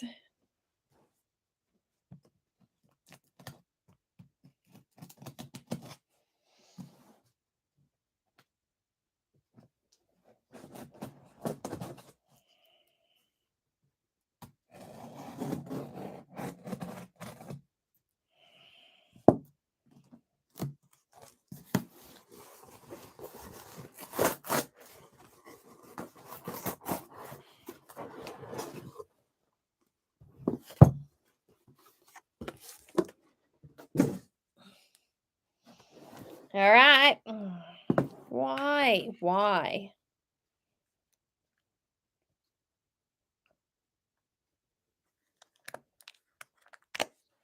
I'm live streaming right now, people.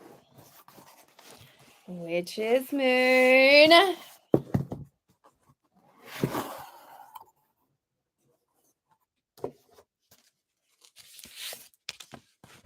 The goat. I know. Cassie Nightingale. I know. The goat. I was playing with I was mucking around and having a bit of banter with my partner yesterday. We've come from mediation. Was it yesterday or the day before? I can't remember now. We've come from mediation, whichever day it was. And we've stopped off at our local pub, and I said, I feel like we need to have a little bit of a drink here to celebrate this, because this has been an ongoing saga for well over a year. And as I'm pulling out of the car, getting out of the car, we've parked and that. And I said, I think that should I ever open up a brewery, I'm going to call my lager beer, because I'm a big fan of lager beer. I'm going to call my beer the Stolen Goat. My partner's just absolutely lost it. Spellcrafters Collection. Well, this should be entertaining. Come at me. Come at me. New creative pathways. Savoring life with gratitude gives rise to a crescendo of loving consciousness. Woo! Keep you close because you seem fun. We have a spoken word spell here. And for here and now, within, without, the circle cast on sacred ground of north, east, southwest, O elementaries I call about. So mote it be. Okay. Enchanting the stone. Isn't that an Indiana Jones thing? No, that's romancing the stone.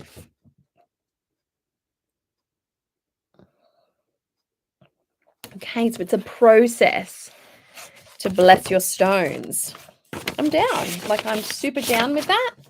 Parchment paper, pop it all to one side. Really great for petitions. And you tear, baby. You tear. Super lovely. Super lovely. All right. We've got days of the week. Sunday, solar plexus. Monday, third eye. Tuesday, sacral plexus. Wednesday, throat. Thursday, crown. Friday, heart. Saturday, root.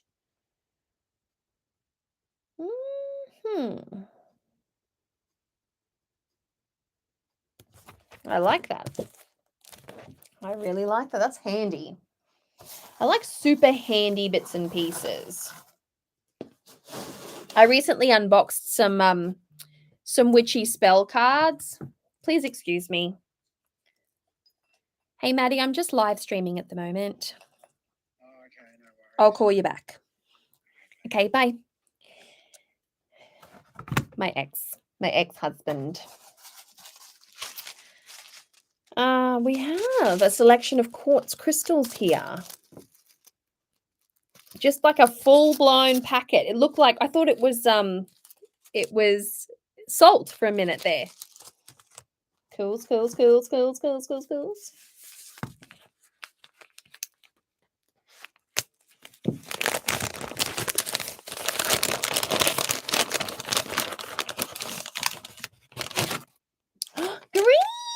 Light green this time.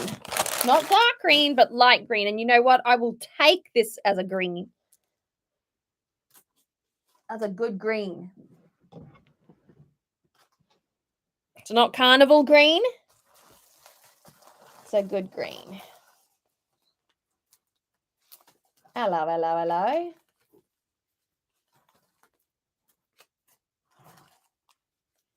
What do we have here? Chasteberry. Licorice root. We have fire ritual herb blend. We have water. Sea salt. Don't mind if I do'sville.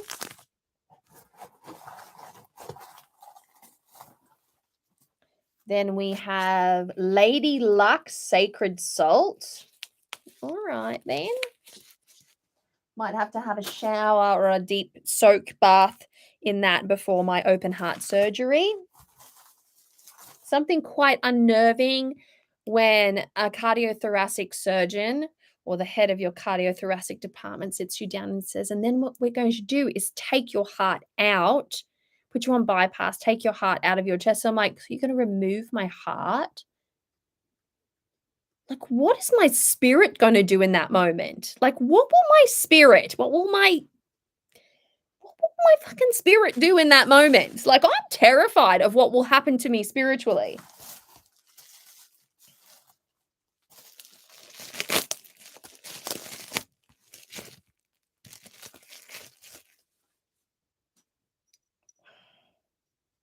Manifest ritual aura spray. Don't mind if I do. Hang on, let me smell you. Oh, not sure about that.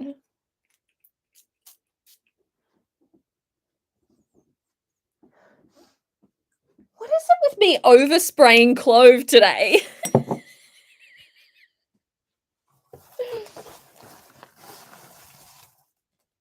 What the heckle and oh, this business is legit.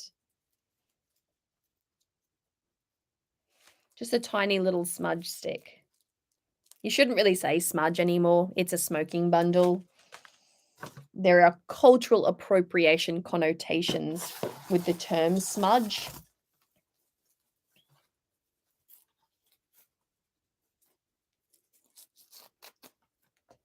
I should just start speaking Portuguese. This would be called a defumador.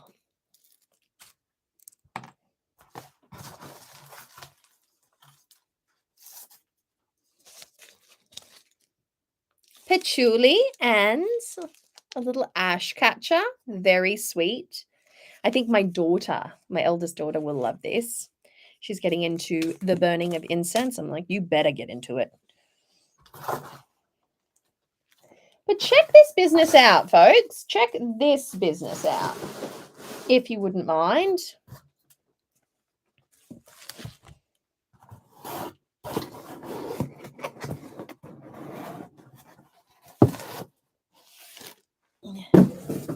Damn. A Wikipedia spell deck. Sterling Ethos, New York. 100 key spells and rituals. This accessible, beautiful deck has everything you need at your fingertips to cast spells. Should I open this now? Can I get a little poll here? Should I open this now and show you some of the cards? Hi, Selena.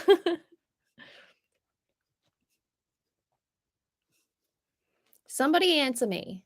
I just need a yes or no. Direct me in the probably reeds maybe. And could be straw as well. But it looks paperish in its material. Yes, please. I'll take that store credit.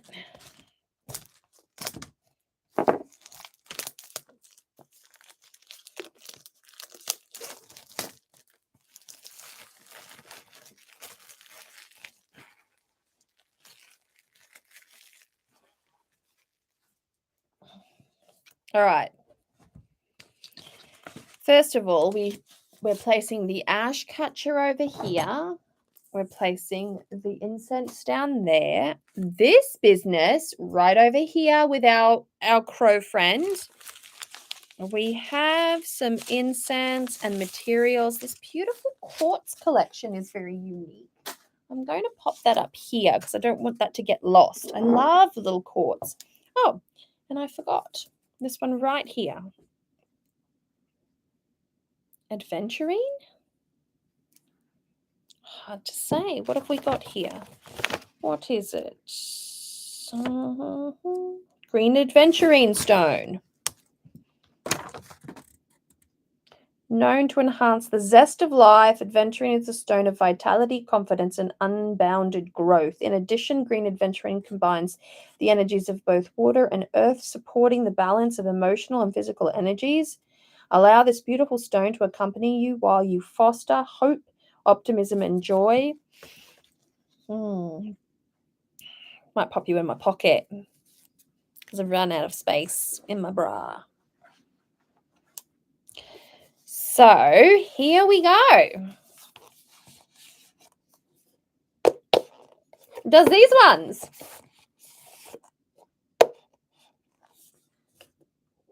Very pretty. Very pretty. These words, the Wiccan read fulfill, and ye harm none, do what ye will.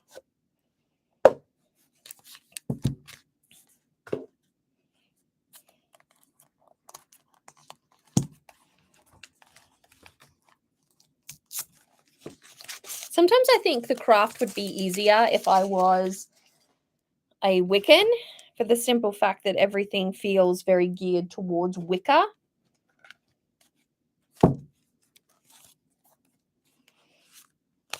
Okay, so we have a beast.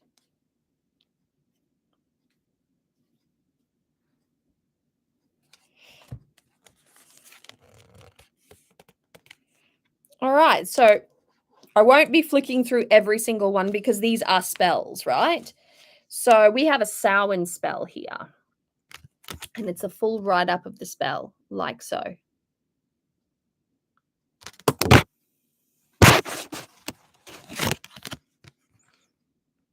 Materials. Okay. Cup of crystals. Okay. So you have All Hallows Eve, you have the date, materials, the ritual. All right, let me find another one here. Here we go. Help a business thrive. Peridot crystals are wonderful for assisting with matters pertaining to wealth and success of a business. Larger faceted, gem quality peridot crystals aren't cheap, but smaller pieces like tumbled stone or chips are just as effective. It's essential to perform this ritual on the business premise, so choose a place where you carry out most of your day-to-day tasks.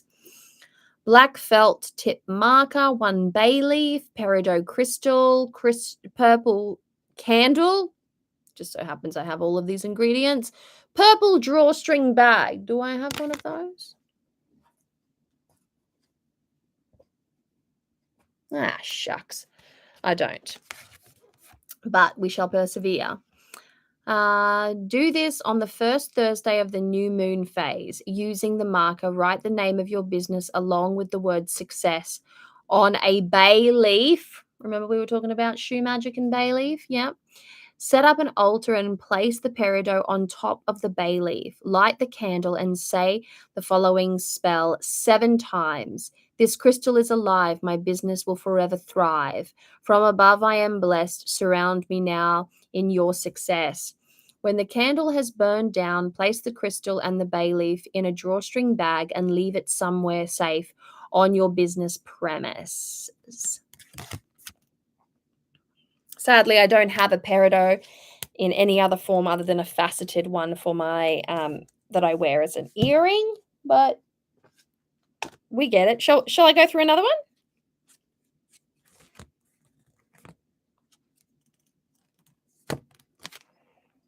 Cleanse your spirit. Oh, far out. I just realized something here. So you have money and career here.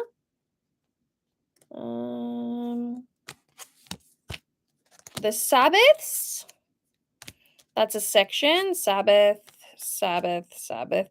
Then you have pets and nature. Oh, I'm not going to be able to find. Then you have spirituality. There's your money and career, money and career. Then you have family,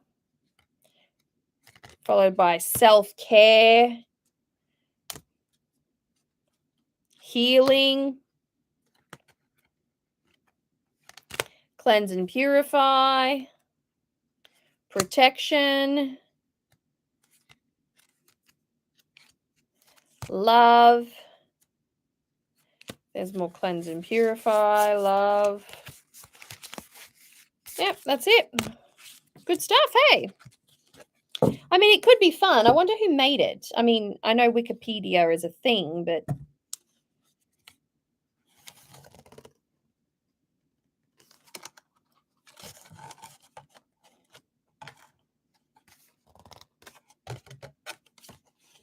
moon phase magic, crystal cleansing. Okay, so it's a little short course in Wicca. Good idea though. If you're a lover of Wicca.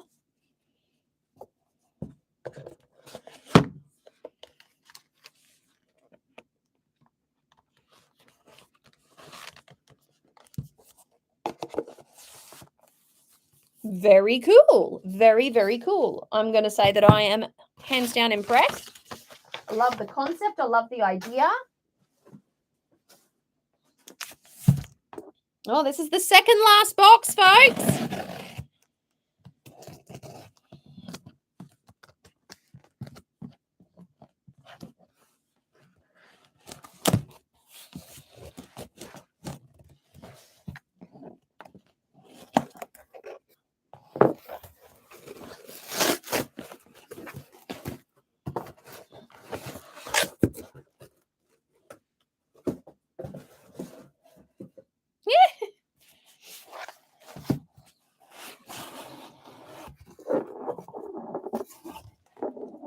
Hello, hello.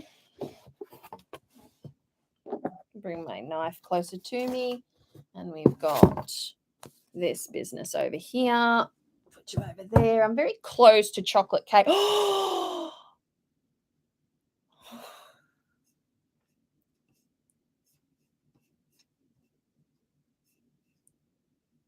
Yes, exactly right. Let's keep folk magic alive. Indeed. Indeed. I'm such a lover of folk magic. I think folk magic is integrated into both culture and nature and family. There are blood ties, ancestors, nature, and culture involved in folk magic, and then you pull from ancient sources of magic from throughout the world as well, because we connect with the universe, we connect with the stars, we connect with the phases of the moon and the planetary alignments, we connect with the days of the week, we connect with the hours on a clock. I made sure that I have a traditional analog clock in my little main space over here so that I can keep an eye on it. So when I do my magics, I want all my hands pointing upwards. I cast my intentions into the spirit sea. May the waves of manifestation forever find me. So mote it be. Indeed, indeed, indeed.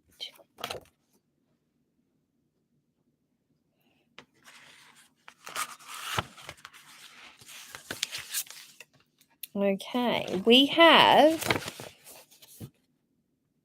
the will of a witch.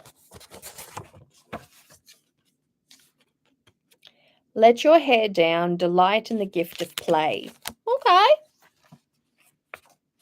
It's been a bit difficult because of my little heart condition. I haven't really been able to go out on the town and have a good time. Not that I go out on the town much. I'm a mother of 3. But I haven't been able to sort of like do anything very active. And I used to walk every day and listen to a book, and I used to do yoga, and I used to do all these types of things. And now even walking across the beach that I do sometimes with Gordon, I walk up the beach and we're just talking backwards and forwards, and we're not walking fast. But I have to stop so many times and go, my heart's racing erratically, and then I have to get it up. I have to keep an eye on it on my Apple Watch. It's so exhaustive.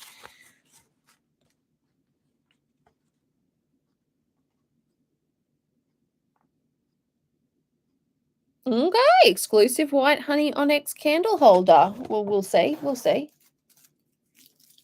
They never disappoint. I'm only being cheeky. Spirit of prosperity. Yes. Bring me that cornucopia. Don't mind if I do. I very much resonate with winning the lotto. I very much resonate with the idea of $30 million. Like I do. I resonate with it. What can I say?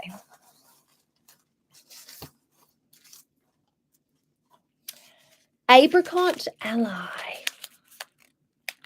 This feels like a tea. There she be, the muslin bag. Got a small fat stack of tea now for all my upcoming rituals. It's a beautiful thing.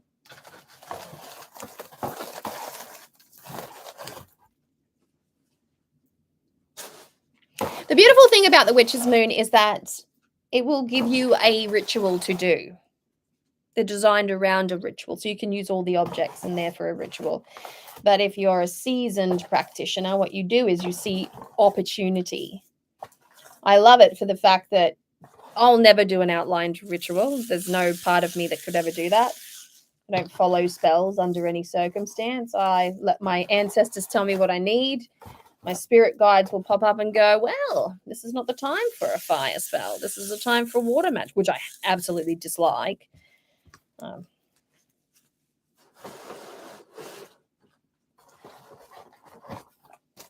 But I always get these treasures. Oh, hello. My son loves these.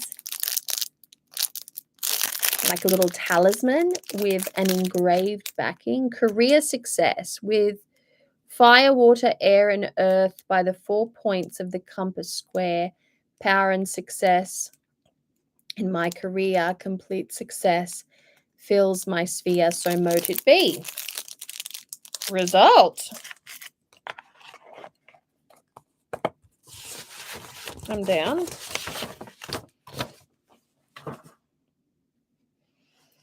We have calendula.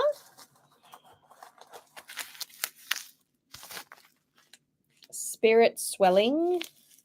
Sacred salt. Look at how yummy that looks. Imagine soaking in that. Don't mind if I do'sville.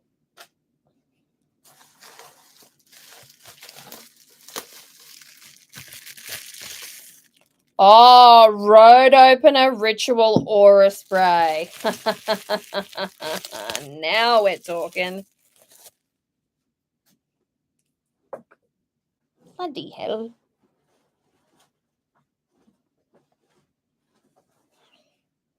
Road opener. Abre caminho.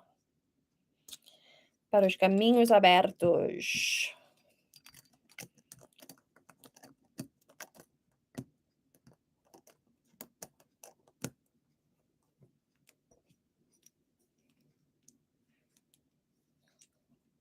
Okay.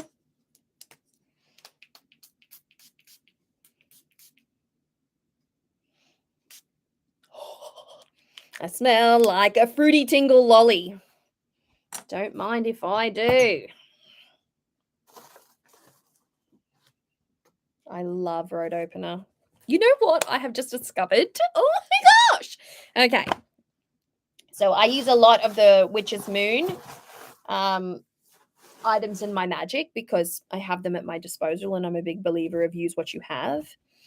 But I have recently discovered, look at that. Pretty, pretty, pretty, pretty. Yeah, I've recently discovered that I really love the condition oils of Three Crows Conjure.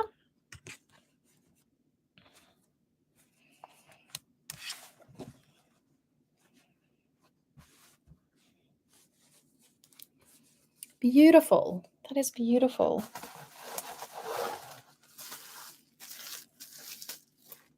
I don't know what I'm holding here. Either I do or I don't. I'm not sure.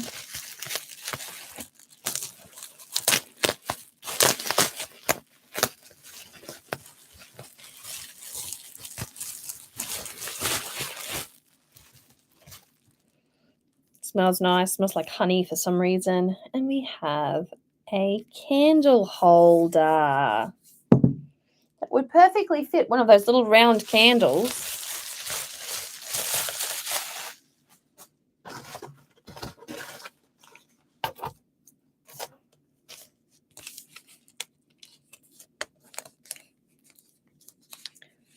I'm also not a witch that will ever use incense sticks in my rituals. I use incense sticks as aromatics for my home. They still possess aroma magic and air magic. That's nice. Copal.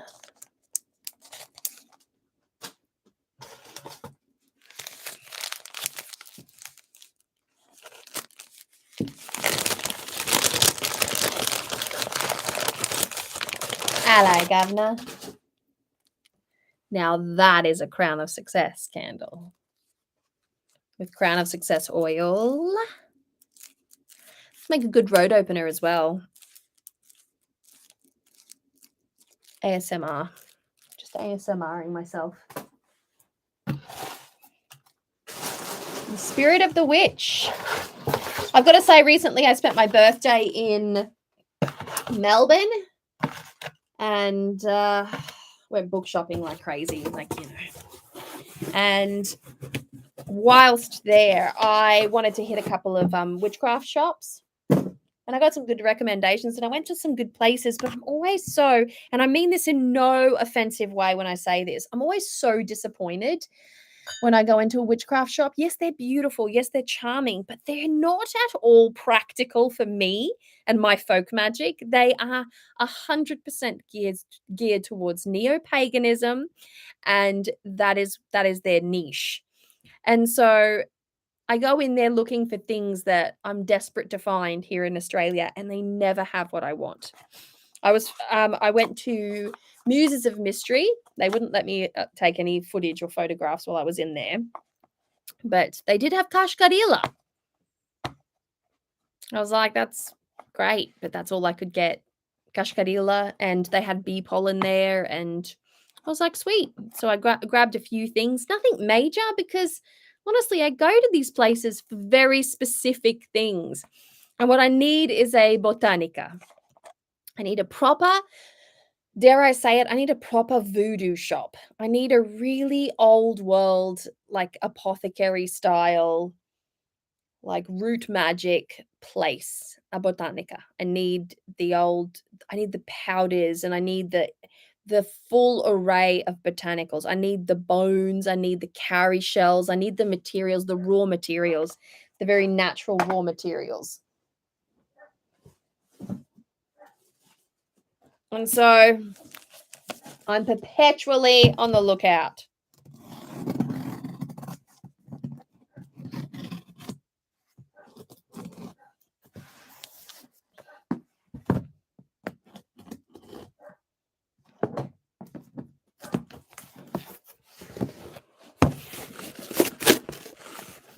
And this is the very last box, folks. Coming up to 4 hours. Holy moly. Crazy shenanigans. The very, very, very last box. Holy doolies. We have had a wild adventure, have we not?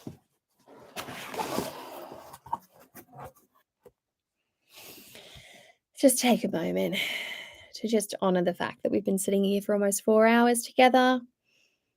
I was just thinking you would be great at an apothecary owner. Oh, I would love to. Might open a Kickstarter one of these days and see if I could just start a proper botanica in Australia, because it would cost a small fortune to get everything that is needed, but it would be such a unique place because there would be nothing else like it anywhere in Australia. Oh, I just had this full reminiscing. Like, I used to have just around the corner from my home, I used to have a macumba store, a store for Afro-Brazilian practitioners, of South American voodoo, spiritism, and what have you. And everything was crammed in there. You could just get anything you want. You pop in there and get a love powder. You can't hear. You could get pre-made curio style creations, like similar to mojo bags in the hoodoo tradition, but they were unfinished because you had to finish them. So they were starters and you had to finish them. You could just get statuary, and you could get different materials, different woods, different crystals, different, just all the candles you could think of. 7-day candles, 12-day candles, 30-day candles. You could just get everything you could possibly want. All the Odisha statue, all the sacred herbs, all the herbal washes, the herbal baths, all the ceramics, the jugs, the iron, the tools that you need. It was just always all there. Deep listening. I invite you to inner silence where the world resounds. Oh, I unboxed this deck recently. This is from the Medicine Woman Oracle. Got a lot of good feedback on that one too. Folks seem to really like that one. This is the Goddess collection. Oh, beautiful. So we have symbols of the goddess, like Smishy so.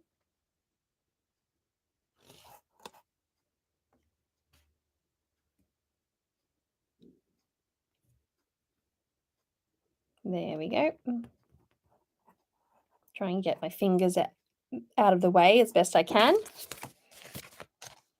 Absolutely beautiful. Oh, this is gorgeous.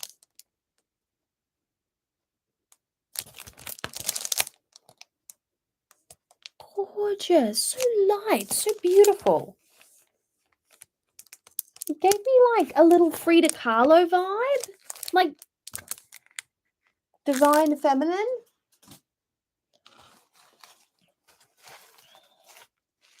We have rose.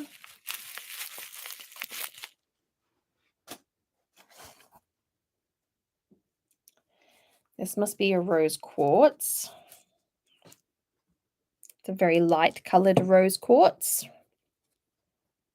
Here. It's like a peach to it. Oh.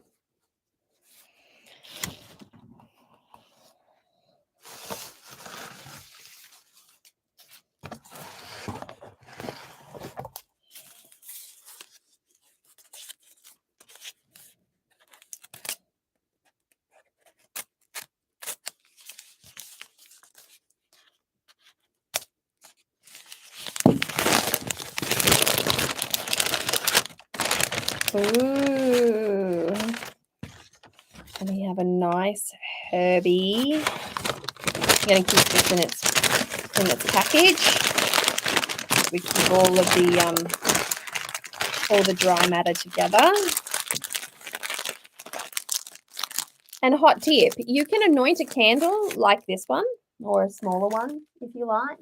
Put your mixture of herbs in a paper bag and shake it up in there and get it all covered up if you don't want to get your hands dirty. I love getting my hands dirty. I love rolling. I use a lot of baking paper in my craft because I like to roll my candles in.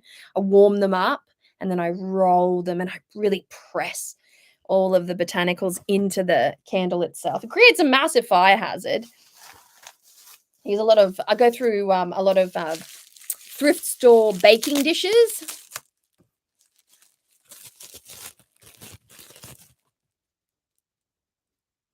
Mystic rose. All right then, don't mind if I do.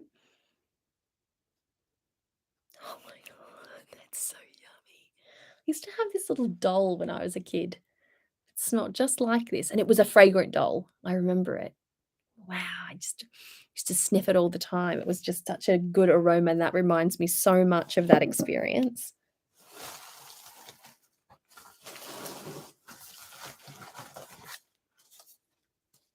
We have the Gift of Mysteries. The colors are on point for this box, I'll tell you.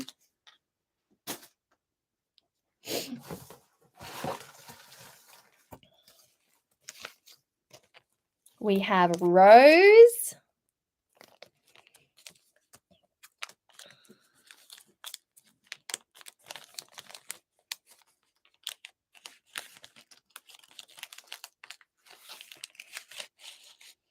Woo!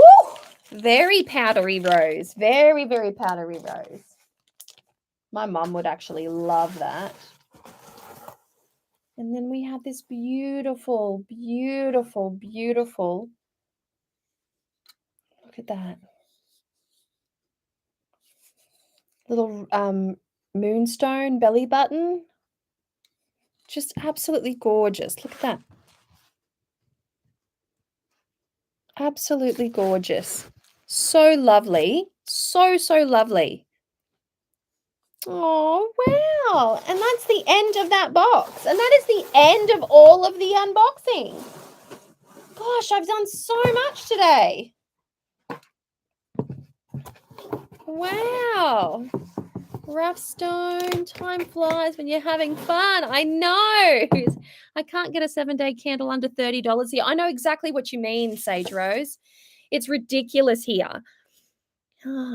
Here in France, they are quite new age oriented, so I don't go there because they have absolutely nothing I want to buy. I know exactly what you mean. I know exactly what you mean. I just want an old world folk witchy thing. I just need it in my life. I want to sit in there. I want to have books and I want to have curios and I want to have materials and I want to have online orders and I want to have a place where people can just practice some magic as well, because not everyone has the luxury of practicing magic. And that's something that my culture offered. You could go somewhere to practice your magic. Somewhere safe, somewhere sanctified. You could go somewhere. And they don't have that here. And when my mother I remember being a small child and, coming to stay in Australia for a few months when my mother had an obrigação para I was gonna speak total Portuguese for you there. She used to have a weaving to do. She would go and have to leave her offerings out in the bush, and I can't tell you how many times we got stopped by police because it looked like she was doing something dodgy because she had to leave burning candles going. And in Australia, burning candles are a fire hazard, but she was always very safe when she did it. She wouldn't leave it in a dry area. She would put it on a beach surrounded by sand, that kind of thing. But it was always very suspicious. She was always pulled up for looking very suspicious. Whereas in our country, you have a terreiro. You can do it behind closed doors. You can become a member of a terreiro. You can go into a witchcraft shop. There are special, waterfalls in which you can go to, special beaches where you can go to, the crossroads where you can go to. There are places where magic is accepted and received there, and you don't have to be, self-conscious of it. Like, it's not uncommon to walk past a crossroads and see, like, 17, 18 different kinds of workings left there. It's just never something that you see here because nobody wants to leave a candle going out here. Like, here in this part of the world, you would never leave a candle going. But, yeah, that's the thing with jar candles, they're quite safe.